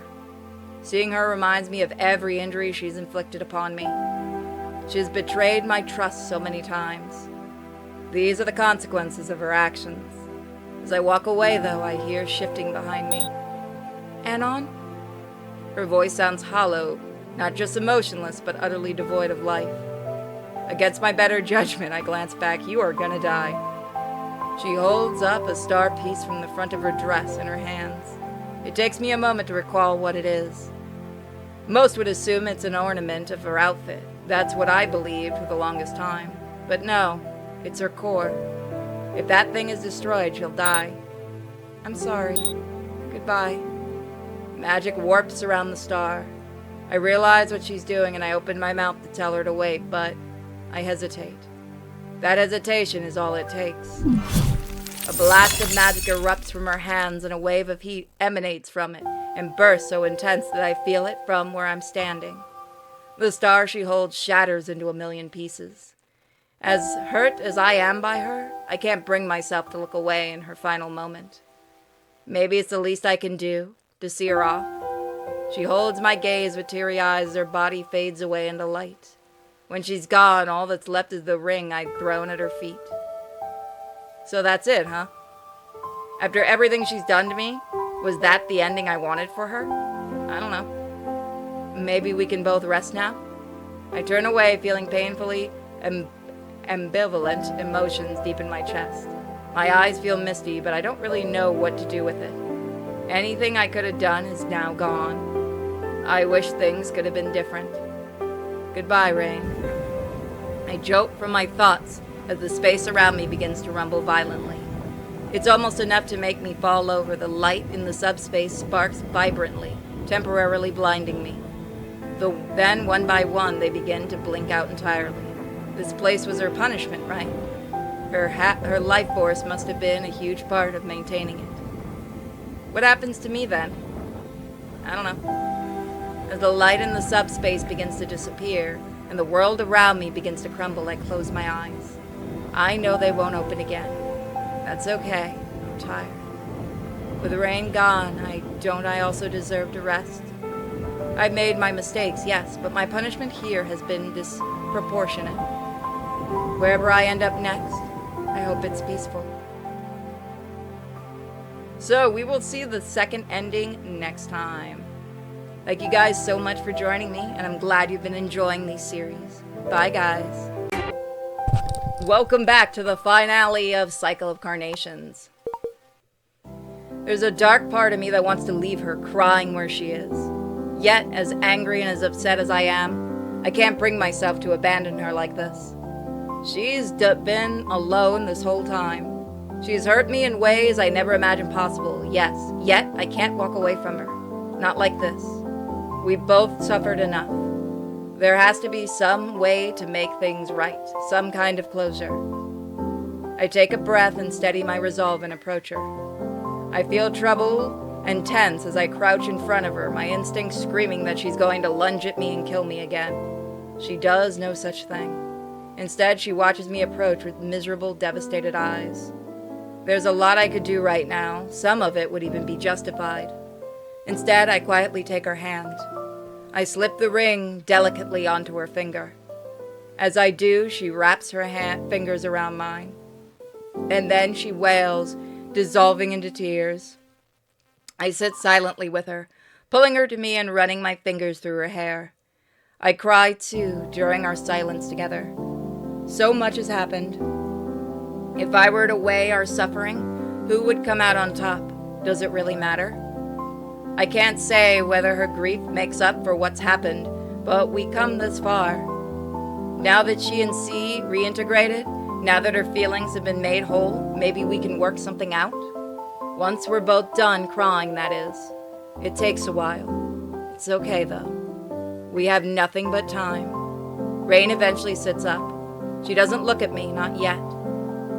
I can't quite meet her gaze, but I stare at our hands, fingers still entwined. Eventually I speak. We both know this can't keep going, right? We're on the same page with that. Rain nods mutely. Her expression is troubled, but she takes the star off in front of her outfit. Do you remember what this is? Yep. That's your core, right? Took me an embarrassingly long time to learn that. I think you've been married for 5 years before it came up. Yes. I want you to break it for me. Huh? Rain, despite the fact that she killed me more times than I can count, I don't think I have it in me for that kind of retaliation. I'm sorry. You're right, I know this can't go on, but I don't want to continue without you. I've lived long enough. Maybe we can still exit this hell together? I understand. As difficult as it is for me, as scary as the thought is, it's the most merciful thing I can do for both of us. That said, the thing is, I don't really know how. It can't be broken by just anything, right? She moves to stand. I unconsciously take her hand as I do the same. It's not even something I think about. She almost bursts into tears again. You really are too good to me. Well, it's complicated. You really have been going through so much on your own. I wouldn't say that. I would. She's silent for a few minutes. When she snaps out of it, she puts the star piece in front of us. It floats in the air as she takes a step back. Here. She summons forth her axe. I have to fight the instinct to flee. She doesn't aim it at me, though. Instead, she straight up offers me the handle. I hesitate before attempting to take it from her. Operative word being attempting.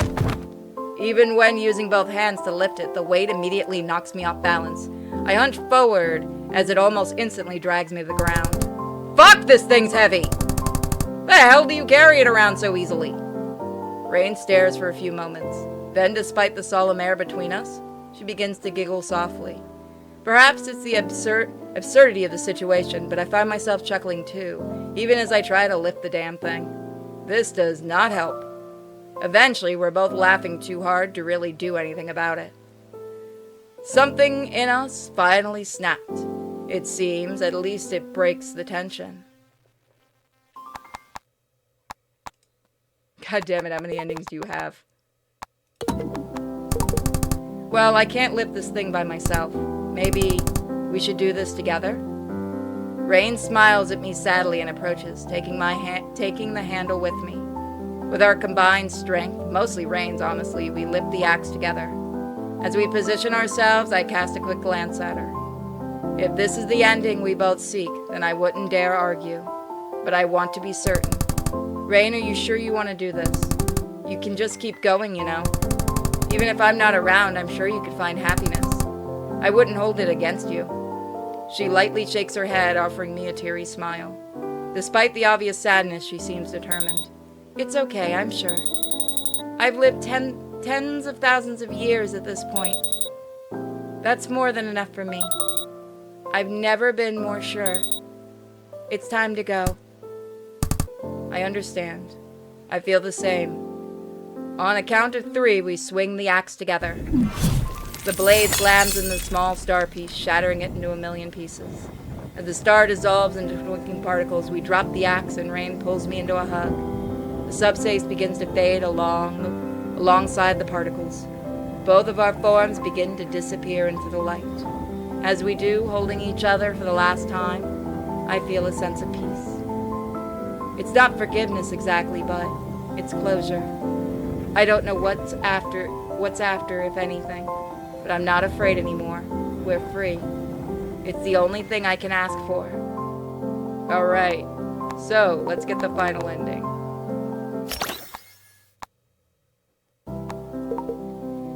When I catch my breath, I consider what we're about to do. The end of the subspace, the end of our lives, perhaps the end of our entire existence.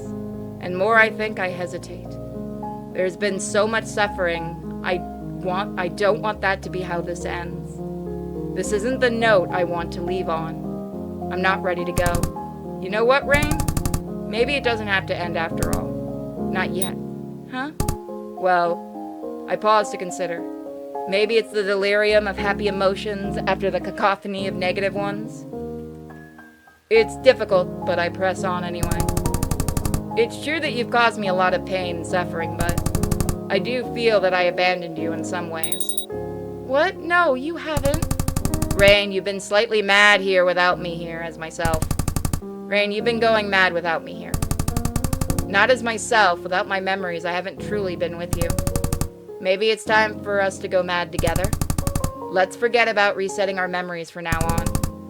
Let me take the good and the bad. They're both important, you know. I don't understand. After everything I've done to you, you still... Oh, I don't doubt that things will get messy. As if they haven't already. But having this moment, this dumb fucking axe that I can't fucking lift, I don't know. Maybe I'm not ready to let you go yet either. Rain blinks a few times, eyes once more welling up with tears as she tackles me in a hug that knocks me to the floor. I drop the axe, which was still pretty much on the ground anyway. You sure? You're really okay with this? What if one day you hate me more than you already do? Well, then it'll be my turn to commit murder, I guess. My tone is lighthearted, causing her to dissolve into giggles. Hon, you can't even lift my axe. How do you think you'll kill me? I've been playing this game a lot longer than you by now. Yeah, well, guess I keep playing until I get just as good as you. After all, we have all the time in the world. Continue. I don't know how long it has been. I don't think either of us is keeping track anymore. Things were peaceful at first. I'd almost call them happy. But I don't think the pain ever truly left us either. I'd wake up screaming. I'd find her crying. We'd acknowledge it. We'd talk about it. We'd do whatever we could to find a resolution. In the end, though, neither of us were really able to move on. So we took our different approach and embraced it. Sometimes it'd be her, sometimes she'd let me. But I think it's safe to say we've gotten pretty rough with each other. After so long, though, we both kind of are into it. We kinky as fuck. Not much evokes a reaction these days, so we've chosen to get creative. I've been tortured and killed in ways I never could have imagined before. And while I'm no magical girl, I've figured out a lot of tricks to let me get the upper hand. I've done some pretty grisly murders myself, is what I'm saying. I've cheated on her a few more times, but this time it was with purpose. I wanted to get a rise out of her. We have words for if we want the other to stop, but while we regularly remind each other of them, we rarely use them anymore. We've got all the power in this dimension. Consequences don't exist. I now have free reign to do whatever I want. And when there are no consequences, you'll take things as far as they can go, just to see what happens. Eternity changes you. I'm sure by every definition of the word I've gone mad, but Rain is the same type of mad as me. Some days she's putting me through hell. I hate her in every essence of my spirit, and yet I don't make her stop. I could theoretically. I believe when she says she'd stop if I just gave her the word, but I don't. If I was really truly upset, when we return to subspace, I could try and destroy her core. The thought never really crosses my mind, though, at least not in a realistic, practical context. No, the days I hate her are rare. She is absolutely insane, absolutely crazy. But so am I. I love her so much. Special epilogue end. That's it, guys. Thank you guys so much for joining me. And if you want to play this game, it is free on Itch.io, and I suggest it. What's the next horror game we will look at? We'll see. If there's a game you'd like me to play, please leave it in the comments, and I'll see you next time. Bye.